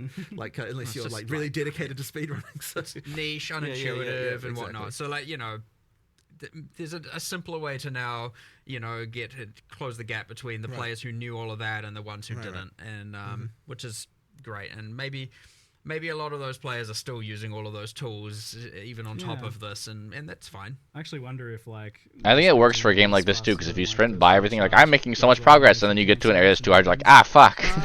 Haven't exactly done a race. I haven't fucking killed everything along the way, now I'm getting shit on. I think it's close. I'm pretty sure it's relatively close, though. Yeah, the difference there I know there's some passives on the deck side of the tree for... like slightly increasing your speed while sprinting, and a few other different things while sprinting, like increasing your evasion while sprinting. And, so you know, there's some of that going on as well. That maybe when you speak into all that, you have a more of an advantage over those other skills. We'll see. You know, actually buffed dodge roll a bit for the sprint too. Like you can turn a bit better. For longer during the dodge roll. You can. So that one was, man, I'll tell you what. So this is kind of inside baseball stuff, but sprint was like way harder to implement than you might expect. Like it seems like, oh, you just add a speed buff, but like getting it to be smooth and like feel right, and like all of the stuff around like the turning at the end and like all that stuff, that was really, really hard to do. Like it was like there was like a programmer for a very long time just working on sprint issues. Like holy That's crap. wild. One dude's just like I'm gonna kill myself. Sprint to go. Like every little imperfection of it, so you do it so often, needs to be ironed out. I'm looking forward to stacking move speed and dodge roll distance in Sanctums and using sprint. I use sprint in the Sanctum and I was testing earlier, and it's so fun doing some of the things with sprint. It's like we're like mega long dodge rolls into sprinting is gonna so fast. Yeah, I mean we've in general just improved mobility. Because that's the thing. I might want to at some point and make even outside of that, punch it's like monk that's talking just about, super fast, slog fast. Like there's more. Well, especially with that thing where it's like if you dodge through the attack, your guy dies, but then you're still good and you like max your life. Like that shit, like you're controlling time as well as speed. Slow while reloading, but also something like fucking Jonathan and I both just randomly did one day, just logged in on live. We played Mercenary and we were both just like, what happened? What did we do? What has gone on here? Terrible. It was the 020 change that related to like. See again, they do a change, then they play it, and they go, like that how did we make this so bad? Hold on. Like how it felt before we released. Yeah. And so it's like, oh crap, we need to fix this. Something went wrong drastically there. It shows a lack of ego. And yeah, that one really like, proved it. But yeah, we also stay humble. You're a little bit faster coming out of when you're using a skill while moving. you're a little bit faster coming out on all classes. So that actually affects the Ranger and the Sork as well a little bit. It's not like at first it seems quite subtle, like but when you play it side by side, it actually makes quite a difference, even though it's a relatively subtle change. Like it worked as well. And then you've got things like with the block being faster, like you're just overall more mobile, with a lot of the stuff. Like I think it's helped a lot. But the nice thing is like we still didn't have to compromise on like making sure the combat still was right. So that's obviously been like a big worry, especially because there's so many other buffs and things to other character classes. Like there is definitely a concern that we've like overcooked, gone too far. Like things are, like things are going to be too easy, and I'm a bit worried about it. But I think it should be okay. We just have to. You mentioned like the way you've designed this, not meaning you didn't have to compromise on like combat and that, and that was a big hesitance for you. Like you really wanted combat to be not optional in the past. You were talking about before, for sure. and things like that. So why does it feel like the way you designed this lets you not compromise on that vision? Because ultimately, the actual combat itself still works after trying it. Like. And generally speaking, like, even though I may not necessarily agree with something, I'm still willing to try these things. So, we tried it. It works. That's really it comes down to, right? So, that as long as that's the case, then then I'm cool with it. I just want to make sure that we don't end up in a situation where, we're just, it's all just like, even during the campaign, it's just one button, don't have to worry about anything, like there's no challenge anywhere, like that kind of stuff, because I just find that boring. I just don't enjoy it at all. Like I feel like you need to have some level of like actually, having to think once in a while, during a boss fight or something like that. So there just has to be a little bit of that left over. Now, sometimes it can be the situation where... This was a good compromise, like 100%. It again, he spoke about how long it took for this programmer to work through it, let alone, I was like, programmer, your job is print. Like, okay. Things feel grounded, comedic, realistic, that kind of stuff. It's taking me 2 weeks. I want to 2 months of working on that. So, when you're taking a chance on a thing like that, and, it feels like a compromise and you're uneasy about it, I'm glad we did pull the trigger on this one and give it a go, because... Yeah, sometimes it is like knowing how much resources this is going to take. If this fails, it's a massive waste. Because there was another one that was like hugely contentious, which was removing the limit of one per support gem. Yeah, was something that took a... Dude, I completely forgot about that. After all the things, I completely forgot that you can just put... Dude, that's insane. The whole game's different. Yeah. The whole, like, tree is bigger now. Oh my god, it's gonna be crazy. It was kind of the like passives are the different, amount of... the characters are I different, think what the we're losing over ascendancies are this is different, much, the fucking is much worse than skills what we were are gaining. different. Like it's Armor something is really different. important, and so I actually now that we've done that, I wouldn't have it any think other of way. anything I think they it's didn't really, adjust really other good than change, and towers. that one is, in my opinion, the Like, most who gives a important fuck? change we're Like the making in tower. 030. I mean, obviously you got a bunch of content, but like in terms of like what single those are thing the is gonna people in my affect opinion gameplay that are a the little most, too like, lost in in the terms of character sauce. builds and like They're build just variety. like, bro, these that towers are the worst changes fucking thing in the world. huge This is fucking So, yeah, I'm really unbelievably looking forward to seeing impossible to what deal I with. was It's skeptical awful. when you And it's showed like me this that's because change, you're on your because I fucking was definitely fifth in the level camp of 100 character defending the because you decision of can the one finish split that limit. in fucking For the 40 hours logic because you're of psychotic or it's, whatever. Making you think Touch about grass. how you Do a little get bit each of skill other differently, activities. not just building every skill for damage, but rather like, okay, which I love of this these fucking game, damage dealing but, skills like, am I going to make more right. utility or do something else instead? Yeah. But playing around with it feels like it kind of just lets you use it on two skills, like something like Fist of War. Oh yeah, and the that's just a minions really can't big miss improvement. now. Like, Oh, that's a lot more fun. that's so much. Having two Fist of War skills than one. But like the skill design is nuanced enough, and the supports themselves are nuanced enough that you do still seem like you end up with a lot of variety. Yeah, it definitely works. Like it's funny because there's gonna be in certain the things end, that are it feels staples. like the concern that we had for was more the theoretical than warrior, it actually was I'm real. going And to that's be why it's putting really a important to lot actually try of these things. health leech. So I'm gonna have life like, leech on and fucking I every would one of my say that abilities. if the But I'm just supports gonna and try to skills were upgrade them designed so like that how that's PL1 just like, was, all right, that's a then passive one you that totally stays would on have there. ended up in Now we exactly upgrade the place rest we were of worried them. about. Right, yeah. But because there's a lot more going on with the way the skills, or just like there's a lot more thought being put into like the exact ways that skills interact in PoE2, you kind of end up being fine, and it just ends up being better. So I'm really glad we tried that one because it's super important. Yeah, and it seems like lineage supports take over the role of this one gem a bit more. They do. So basically, right at the end, you've got the thing where you can only have one of each lineage support per character, but that's kind of like none of those are like. Okay, so you know. something like multiple projectiles or martial tempo, like these things are super important to kind of make skills even viable at endgame, whereas the linear sports don't have that same thing. So we effectively get to keep a little bit of that like interesting decision stuff, but only right at the end when you're kind of at the top end and you're thinking about like hyper optimizing specific stuff or like with interesting mechanics. I wonder if this so will allow us to like properly get into the end game. It's a huge buff though, like this change. Like I've been playing Warrior, and I almost feel like saying the new Warrior because it's not any one specific thing. Like the support gen changed, the sprint and the fact that now you don't need as much dex just to actually hit your fucking targets. What do you mean more impactful than you would have expected to be able to block almost everything? It's a sum of all these small individual things, and honestly, it was quite hard to design the live stream what we were showing for this reason because it's like it kind of ended up being just like a huge scattershot of like all sorts of little things, and it's sort of hard to appreciate the sum of it all, like adding up to a much better experience. But I mean, obviously, there's like really big things like you've got the infusion stuff on the Sork, which is like like radically, visibly, obviously changing the class. But it's like when I'm making a case for like why is the Warrior better, it's kind of like you got a few new skills, you got like a few different mechanics, but like together it just kind of comes into something that's like way better than it was. I've spent a bit about 2 days trying to put my finger on what it is exactly that is making that, because you were asking me like whether I'm worried that the Warrior is a bit too strong. And I'm like, I'm definitely a lot stronger, but I'm trying to figure out what it is exactly, and it's like a bit that, a bit this. Thank God. I want to make my Elden Ring character, but in this game. Definitely feels like giant hammer, giant fluid, shield, faster, big fat smoother, fuck armor. Chunkier all at the same time, because I've got more Fist of War skills going off. Like the instant weapon swap thing is huge as well. Like that's that so seems big. like a pretty minor change, but all of a sudden you're not thinking it's just a about piece like, that you don't have to consider. Like there's no reason to not. Right. And that there's no reason removing all the reasons why people wouldn't use combos is exactly the focus that we had for a lot of the stuff, right? It's like what is preventing someone doing a combo here? What can we do to fix it? So you've got like the shock change where that's longer. You've got like the change to chill and that kind of stuff. And there was a whole like thing with, we never even talked about Ignite because there kind of wasn't room for it. But Ignite has got a whole different thing where that it does now, where there's like every time you fail to ignite, it builds up flammability. That means your next ignite is more likely.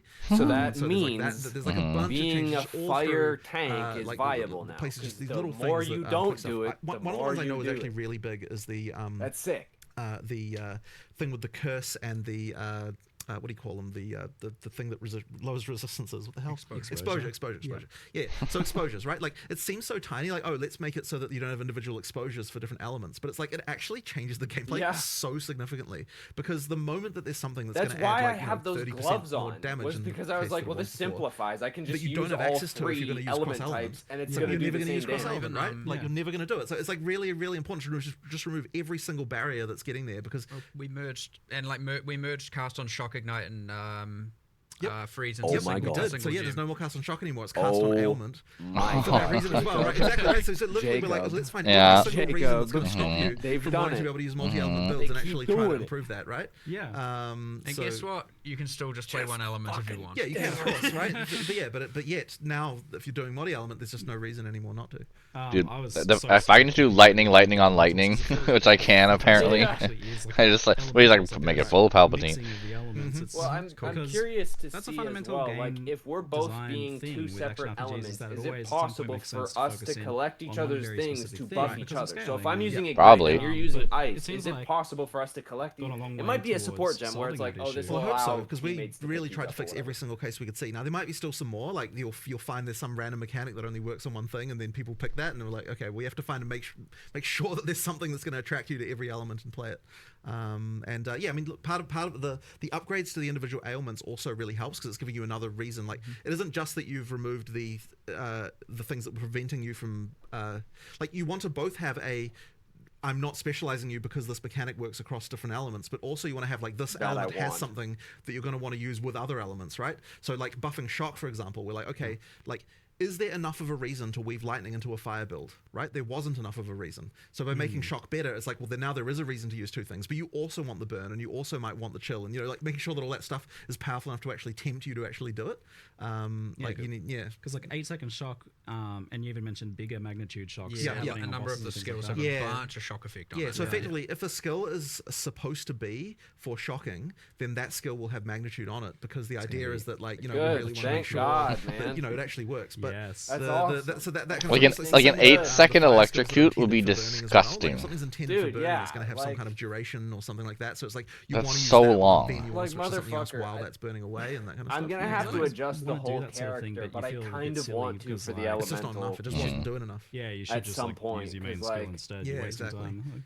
But It might you know, honestly like be even set like up once again, for it. you wrap back in the support changes where it's like, okay, like why would I want to use this other mechanic when I can't do this as fast or I can't do it as powerful as I could have been doing on something else? It's with literally what the I'm on? statements I made. It's like that as well was contributing. It's like the whole lot was just all, you know, a bit of a mess in that way. Yeah, and you mentioned the ignite thing. I did want to clarify because I saw some questions about it in the chat.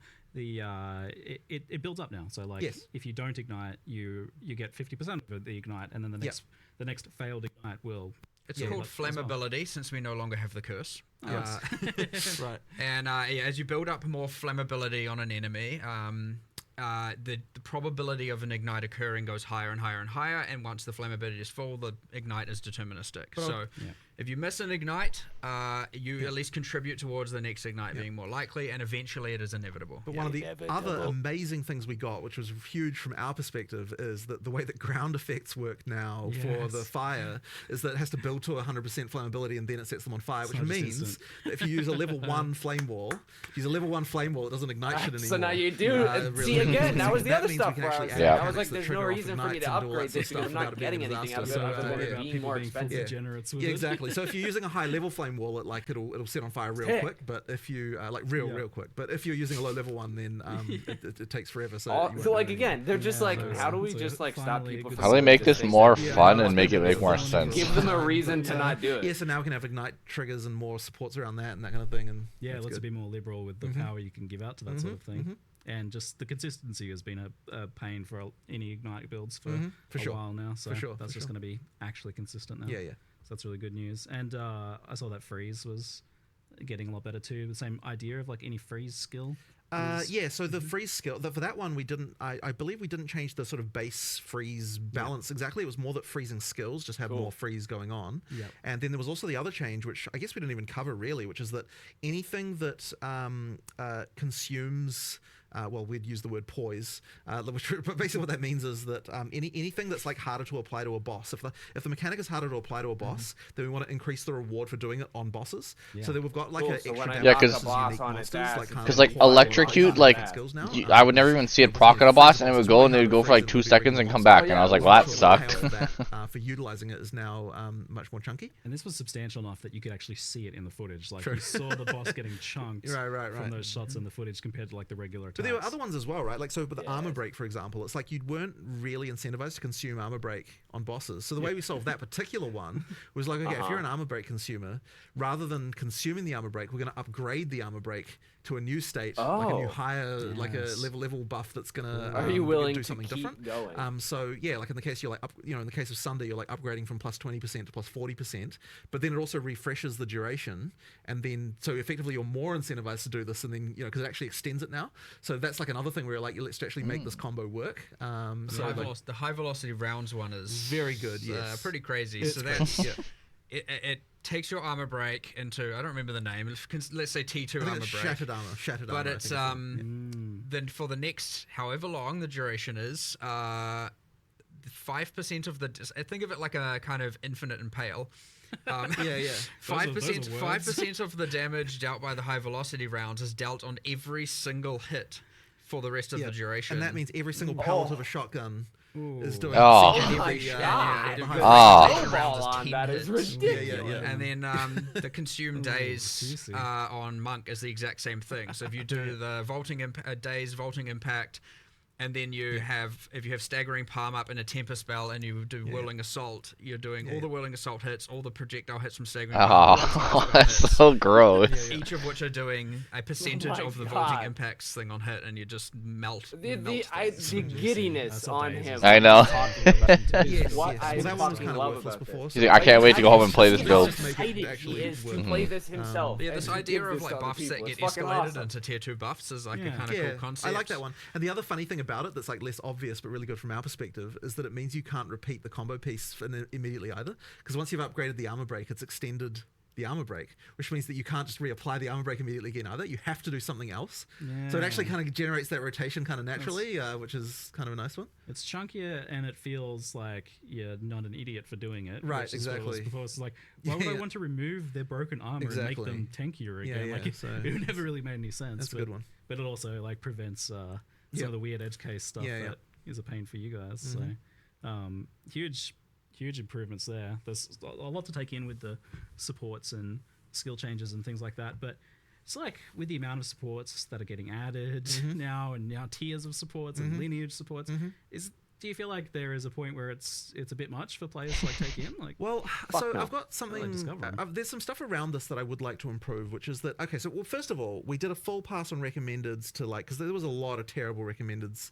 True. Right now. And so we did like a full pass on that. So basically, what I'm hoping is that now, at least all the recommendeds are not bad. Like I was kind of trying to really answer the question of like, are these 3 supports the truly best supports that this skill could have, right? And previously we had this extra constraint that kind of screwed this over, which was that because you could only have limit 1, there was always this thing of like, oh, but would you use it on the skill or would you use it on a different skill that we were always kind of working around? Now we can just be like, what are the 3 best options? I just tell them, thank God. Yes. Like that immediately makes it easy for us. But choose if you're not sure, choose the recommended. It'll actually be helpful. Supports thing. Part of it and was then if because you since want the something recommendeds were specific, bad, dude, you kind of had to go to that other screen where you've got all this other stuff. It's like if you actually rely on the recommendeds to be good, it's like the fact there's a bunch of supports doesn't kind of matter as much. We had really is good. We had a ranger with the 10 skills, 50 supports, and it was 2 out of 50 were recommended. I think. 2 out of 50. Yeah, it's a bad sign, right? And so if that's a bad sign, if your in-game ranger is that, it means that if the player who's following the guide that we have given them is not only not being rewarded, they're being punished. Because we're making them make dog shit. So I'm sure there'll still be a few that are incorrect on there, but like I love how like better. that and, being a the other thing as well is I'd really like to do is also I think possibly that the reason that they're like, well, why don't we just make gems open maybe again? even like recommending stuff based on the previous stuff that you've already done. Crazy. Which might be just get a bit complicated, but I'm kind of I feel like we that maybe would should be start thinking about so that. good. Like, they're like, hey, we know what you like doing. Try this. It's kind of like, or maybe like if you've got this other skill on your build, then this becomes an option, or there's something like that we might have to do because like I think if you there's more we can do there. But whatever. For now, it's just at least we're like, here's the 3 best shit. Because the combo with molten armor, which is not this particular. Yes, right. So we did a pass of like making the names more obvious. Like, because there was a lot of supports that just kind of weren't. Like search for there's this thing that does a thing. I don't. What is it called? God, I don't know. Yeah. I don't know. Whatever. Yeah. Google it. Yeah. Like, Google it. Exploding with armor, but what's it called? Well, that one should be obvious, I think. But armor explosion. Yeah. Yes. But yeah. That's what it needs to be like. No, I'm pretty sure it is called that now. Yeah, good. But yeah. I remember just being like, if I'm struggling with this, so many people must be struggling with this. Like I remember we went to build crate or whatever. Right. Yeah, it was not the most intuitive of systems for sure. Yeah, well, so when massive. Yeah. When Massive you step use forward in big the words, UX, the understandability, all of that stuff for sure. Yeah. I'd say as you play it and as you take it as it comes, it's not overwhelming. It's easy to look at it. Yeah, when it's like arcane immolation, you're like, I don't know. In support and whatever the numbers are, lineage supports, and oh my god, there's so much going on. The lineage supports really should be treated more like uniques, so they kind of just go into the big pool of like. Which, by the way, they added 3 new types of unique. I mean, a lot of the lineage support things will end up probably being like, oh, this build guide says, this is the thing to use here, so and here's the boss you need to farm to get it. So I suspect that it obviously ends up a lot of that way with uniques a lot of the time, but there being so many options for this stuff, actually, kind of like so. There's this thing that ever since kind of the internet, we get we're spoiled, right? We're inherently spoiled for everything. We have the build guides and all that, and there's a lot of fun to that as well. But we obviously lost some of that kind of mystery of your own self-discovery. But I feel like you're almost forcing us back to that age a bit because there's just too much for guide creators to. Fair. I don't know about that. Like people will still converge on things. Creates a well, because like if you're playing as a mercenary, you are in the mercenary. Ideally, and you might break off into a different section and pass. You're a warrior. You're going to be dealing with the warrior side of things. Realistically speaking, you're not dealing with 100% of the fucking passive every playthrough. You're doing saying of the fact portion that of there's it. enough stuff and there's enough meta You just changes need to to figure actually out the cause it to be portion there's you still need to cool give a stuff to fuck find about. that no one's discovered yet. Just looking at that Which is tree is different going to drive me games like that, bananas, really, but I'm going to love Yeah, it. I don't that really situation. think I get that as much from Piri 1 anymore, but Well, Piri 2... Because now I'm going to have to find all the new but I mean, minion like, nodes that really because I would stands always out max in out every all the couple of minion games. nodes before doing Yeah. anything else on a minion build. Yeah. And then I just have to like with find a way to changes make like myself sockets and more things, survivable. have you taken a look at how we obtain like sockets and get a 6 link and how hard it is to do that and how many we get? So there have been some adjustments. Actually, this is probably a good time to cover a topic that like was probably not obvious in the live stream, which is that we now have a system that allows us to effectively. And I don't have a good like way to phrase this really, but it's like, so I'll take the transmutes as an example, right? Okay. So in the live stream, we're like, it's dropping too many transmutes. We want to instead drop these more powerful ones. The way that actually works is that as you get higher level, it specifically takes like some of the juice, if you will, of the transmutes that would have dropped, Official term. and then instead drops higher level ones but less often.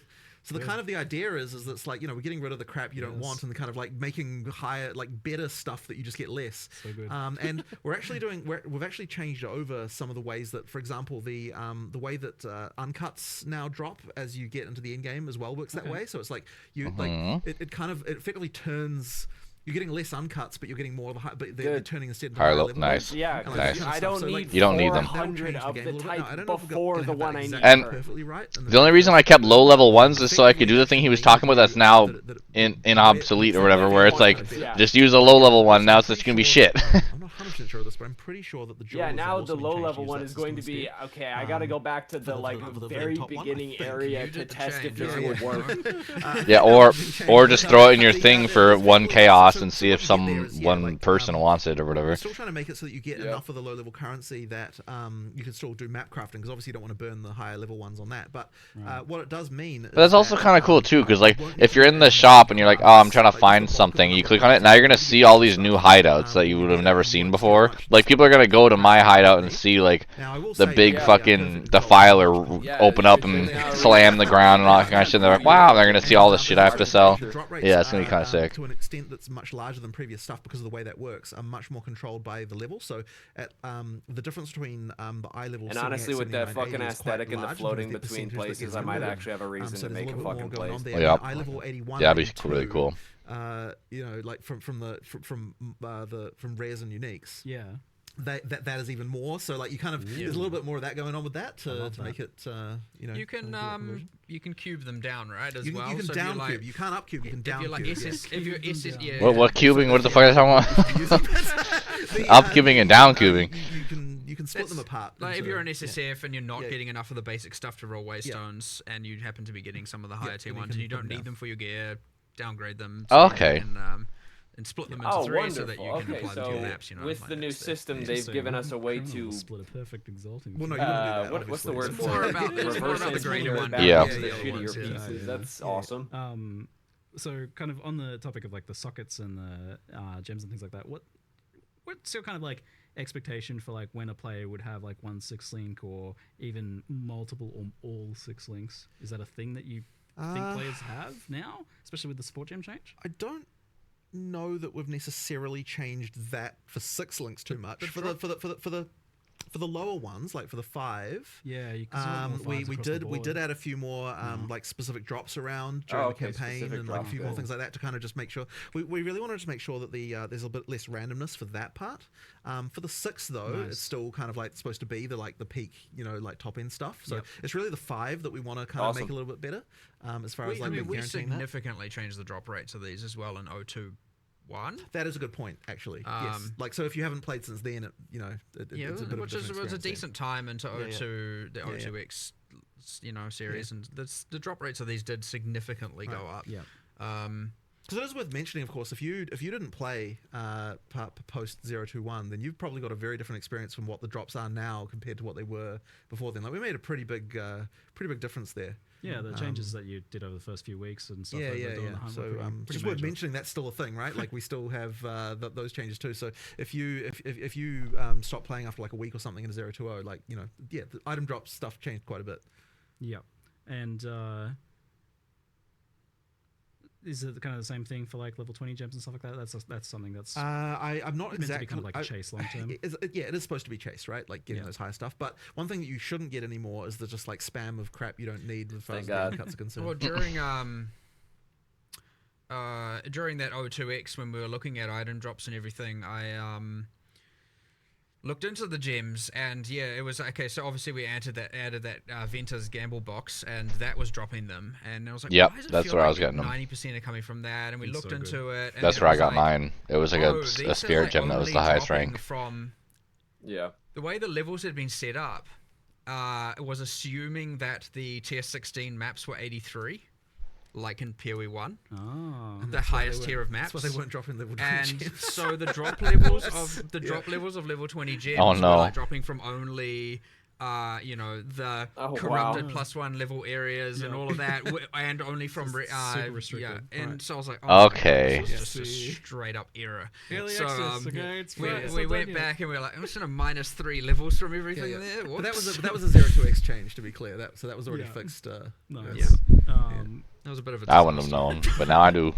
But also, inherent items. There's another change. Just speaking of gem levels, it just like clicked in my mind. We've actually what we've done is taken all the wand, staff, skills, and whatnot, and we've effectively balanced them.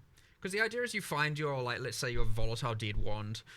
You're going to use that for a while. Like if you have good affixes, especially in the campaign. So what we've done is effectively balance them as if they were like 3 levels higher implicitly.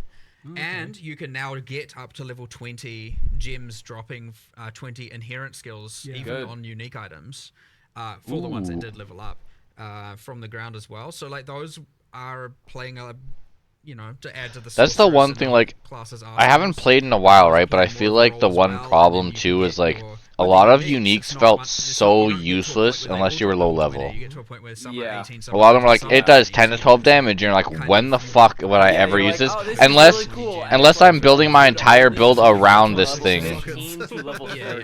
Yeah. And so yeah, but the inherent skills the new cases are a here. lot more impactful and a lot more meaningful now as well on the wand. And we've added a whole bunch more. I think we ended up adding like 10 or so new wands. I think it's 8. Something I think like there's that. 8 new inherent skills, I think was the number. Quite cool. There's some quite cool stuff Another in reason there to as say well. is the Elementalist. Chrono Wizard. Reasonably Got the effective. Unleashed staff finally back in. Now I have to figure out what the fuck I want to play for the new league, man. God damn it. Second Exile Con. So that's been I'll just play no, I can't do that. I was gonna say, I can play like a fucking fist fighting, a demon switching minion build. All the existing stuff seems to have gotten touched quite a bit. Yeah. But especially in like Ranger, Warrior, and Elementalist, it seems. Every class got changes. Yeah. I think. Sweet. I don't think there's one that we were like some less, some less than others, but I'm pretty sure every single class got a change. Yeah, because like everyone did because of the sprint and the dodge. Access to the level 3 that supports pretty quickly. That just automatically is everybody. Yeah. So effectively, you get now there's effectively a tier per act. Those are rare. Like no. Yeah, like so because that's what I was thinking. I was like, these tier 3 ones. Yeah, but bear in mind we've sort of rearranged everything, right? Because we've got we've got things that level up. So effectively in tier 2, you're often getting things that are level ups from tier 1, and so then we can push a couple of those up to tier 3. But then in tier 3, there's some of them as well. So you kind of it'll be very nice to be like, I really like brutality, but it's not doing enough. To then go to brutality 2 and 3 as you level up. That's already going to be so amazing. There was kind of this decision fatigue you had a little bit. Better versions of the skills is going to make such a And now there's Mirage Archer too. That'll make Fuck. such a huge difference for me playing a warrior. Like the ones that give me defense, the ones that give me health back, the ones that are like allowing me to sustain myself. Being able to buff those as I go is going to be a massive. I really like the new tier per act. I actually really value the fact that no matter what, when you get to that new act, because that was the one thing I liked about Path of Exile 1 was like you'd get a skill gem and you just have to use it a bunch to level it up, and then it would get better. Which Path of Exile 2 didn't really have. So you kind of were like, I used it, it's not good, therefore I should throw it to the side because it's trash compared to what I have right now. There's not even a reason to just throw on the skill, not use it, just fucking let it. You'd have to like break your build to try to throw on the shit that might be good, and you're like, nah, it's still not good, and then you switch it back. You use it and you're like, great, that was a waste of time. And you're like, how do I switch, what do I need, how do I have this set up again? You'll get new, every can't remember how that's split. I feel like that's 1, 2, 3, 4 and interlude, and then in game for essences. So like there's a lot of you get to Act 4 and you get a new tier, you get a whole bunch of new base types, you get a new tier of essences appearing, and so on and so forth. It's like just feels really good getting to a new act and getting all the power from it. We'll talk more on specific archetypes then, but first, so like on the skill topic, thing that comes up often from Chad and earlier questions I've gotten is like about the overimportance of plus levels across the board for a lot of things, and also the impacts of mana costs on that. Like you guys did a pretty big adjustment on that recently, but how do you feel about where mana costs are at and plus levels in general? We have lowered the exponentiality of mana costs like pretty drastically, especially level 20 plus is going down a lot. Good. Good. Okay, so my chrono wizard going to be disgusting. We're trying to keep the campaign relatively intact. Because all the problems you were talking about the importance that of plus really levels. problems One of the reasons for this is that a lot of in-game builds especially ended up using something that was using flat damage and thus scaled strictly from gem levels and not from your weapon's damage itself. Oh. And as a result, what a lot of people were using was, what's this magic weapon with just plus whatever the number is, 7 or something. We've actually changed quite a lot more things to be weapon-based scaling. Nice. Around the place. Obviously not on the sword. Which will make things feel so much better. I mean, everything that was flat damage, all those unarmed skills, all the obviously different with hollow palm gives you damage a different way. But with shockwave totem, all of the stuff, we're just generally going like, we just want weapons to matter. And the I really want to punch things. Fixed weapon at the end is. It's not going to fly. Now, that being said, plus gem level, still pretty important, and especially in the case of casters. But yeah, the mana costs just got kind of out of control. They were ridiculous. Manageable in some cases with some builds. Manageable was others, what I was dealing with. No, like, I'm melting through it because my build is based around a skill. A fuck ton of regen and a lot of the models yesterday of what the numbers I'm curious to see how fast that intentionally and melting I'm happy with the now. 21 plus. But there was well, again, they were smart to go like make it like don't kind of like very baseline default kind of bad, and then like slowly start raising it up. Because they've said before, like you can't give them the most OP thing and then reduce it. That just never works. You have to give them something that's like lower baseline and slowly raise it until it's balanced. Because if you give them too much, then like they're gonna hate when you nerf it in the ground. Actually out of control. But I know that conversely, you do want mana to be a thing that you actually interact with. So where do you kind of want mana to be on a build by build basis? Like, what's the expected kind of like player solve? Well, and as you can see from something like the new keystone we added for Leech. That's the one part I love about this game is like there's no cooldowns for the most part. It's mostly just like there was a keystone that made Leech apply to elemental. So that you set everything on fire. Oh man! The character I made before is bad anymore. Everything is godlike. It is something like that build. Characters supposed somehow to have to deal with. I made a build that's more functional now than it was and before. I'd say that's awesome. Relatively the case most of the time, especially when you start to get gem levels. It's just part of that puzzle for those characters, and that is intended. Now, it was to extreme, obviously. So that's come down, but it is still, you can't just get away with not investing into it at all. I generally, when I try and play on live, try and play the thing people will play in the least. So that I'm most equipped to be able to deal with the rebalance of it. So I just played a sorceress for the last league. I actually enjoyed the solving the mana thing, but yes, then once you have your plus I can't remember all the values, 6 on your wand and 3 on your amulet and all of that stuff, you're just like, oh my, this is insane. And then certain skills just become completely non-viable. And, all of a sudden... You cast them once in like 1/3 or thing. Yeah, exactly. And then you have, all that. And I was like, I had mana on every single slot, mana regen on every single slot. I had probably a third of my tree in mana, and like my damage wasn't a problem, but I was like, okay, this is just going too far. It's too much and then I'm like, I'm still doing far less damage than, whatever, some other build that's had to not care about it in the slightest. So, missed the mark for sure on that one, but... it should be a pretty drastic course correction on that front now, I like when you actively suffer in game for us, Mark. Good changes come out of it. Well, the trade suffering got to a point where it's like, nah, this needs to stop. It got so much worse last league for me. I was like, seriously, just like, I'm so done with the AFK. Just please, can more of you that's be at your probably computer? how And they're like, figuring well, out a we have lot of this the plan, fucking we have the issues. system, let's just Community feedback, but bloody also get it this done dude so is that we like, don't have I'm to gonna deal with this play ever what again. everybody is saying is actively Yeah, the they worst. both, like, He's trying Jonathan to says, like, figure out every why night it's he the goes home, he same way. plays their I newest wouldn't build much and sees ask if he for likes it. it. He Feels plays through the like- whole campaign, and then, like, Every sees if night? they're... Ask for now. That's what he Like, said. I don't know. I feel it's Oh something- my He said, like, every night, like, he's going home to play the game to see how it feels now. Every trade system is I mean, you made the game, right? Like, you're like actively, like, yeah. You'd be like, I can see the Obviously, path. the intention was to try and fix all we the just problems need to go people this way. currently Because it seems like they go on Reddit and they go on these different places and they go like, what do people like really not like and why don't they like it? Thorn in our side for a Yeah. long time as far as like issues are concerned. So I'm glad we've finally got something that we're kind of happy with.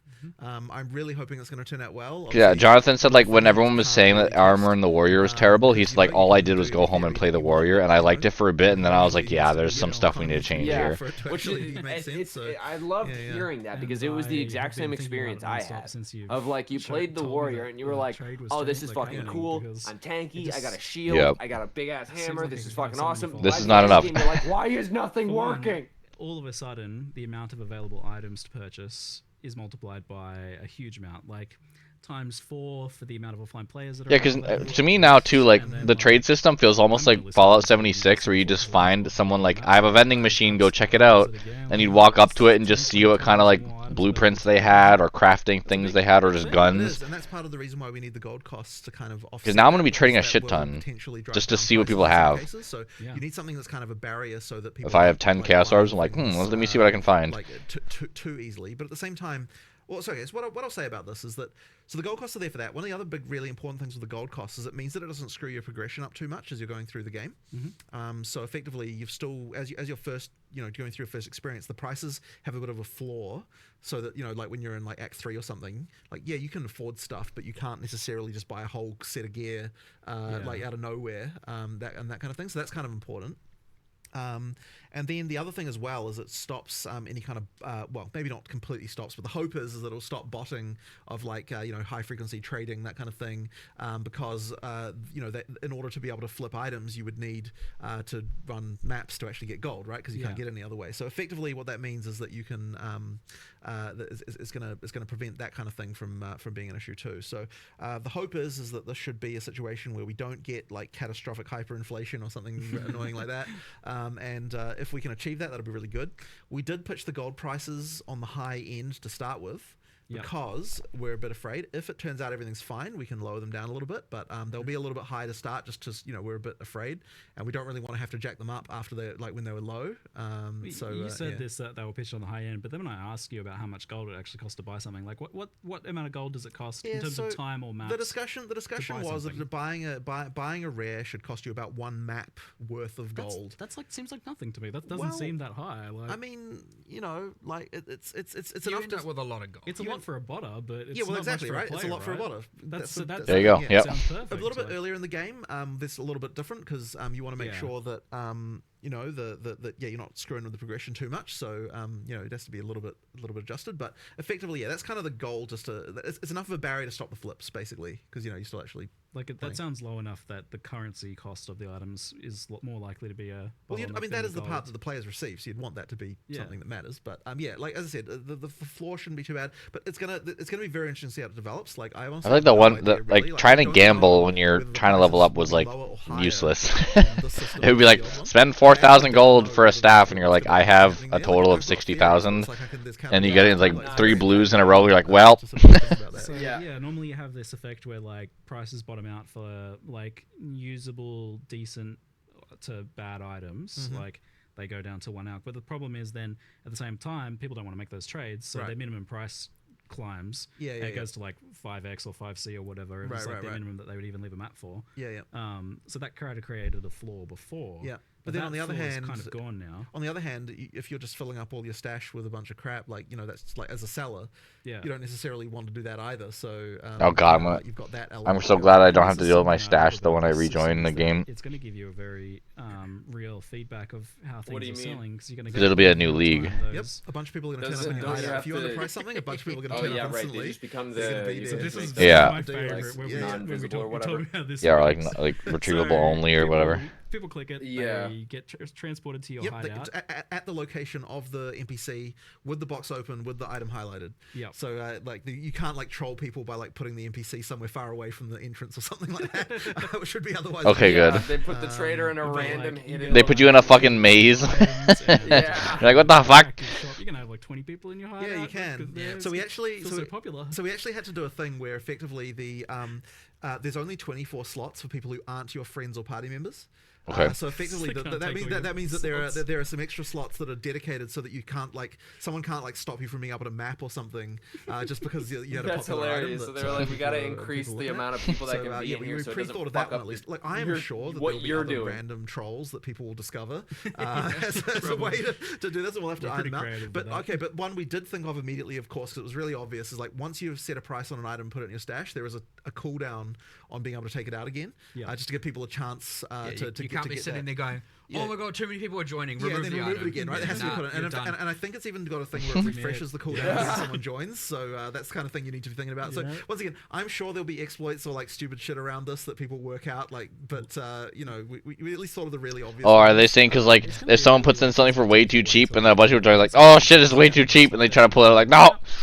If there's a lot of people standing in your hideout, you know you're probably doing things right. Right. But yes, no change of none of that repricing. The bait and switch is gone, right? Because like when you put the item in and you price it, you are committing to that price, right? Like you must sell for that. Someone's gonna buy that thing, right? Never again am I gonna message someone and be like, I want to buy it, and then they raise it by 5C. Right. I still want to buy it. But 5C again. On the other hand, still want to buy it. On the other hand, you have to actually be careful, right? Like you could accidentally sell something for real cheap, and nothing's.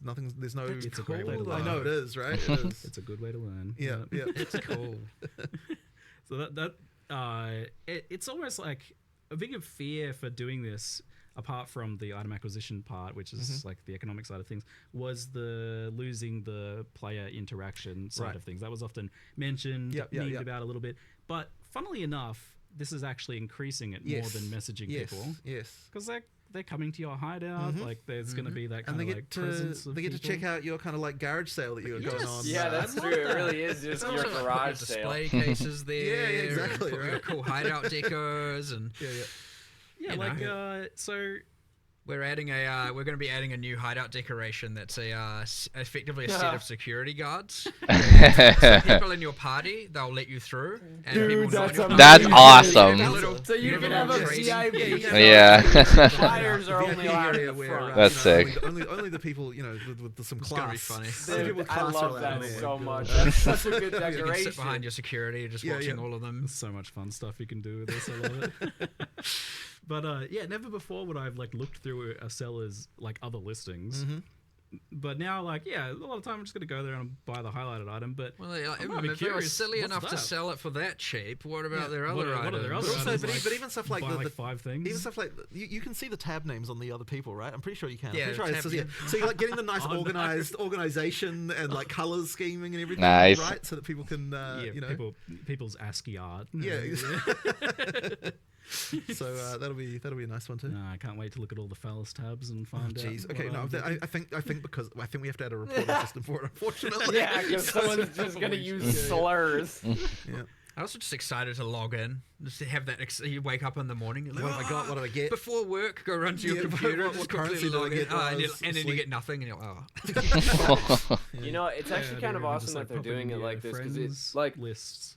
Yeah, when I was playing the Star Wars MMO, the fucking galactic trade was so fucking awesome. Yeah, it's like you could even trade. It's really exciting. But yeah, there's so much unknown variables there. Like, but you would only get like the one copy of it, so you would have to have like hands on that item at all times. Well, I mean, thankfully, but I could still buy something that like only was right. So even though all the stuff will be kept, obtainable it will be separated from the eventual economy we get for release. And also, thankfully, we get to test it on PoE 2 before we look at putting it into PoE 1, so we get a chance to. Someone's phone calling me. That's not good. Before we get a chance to. That's not good.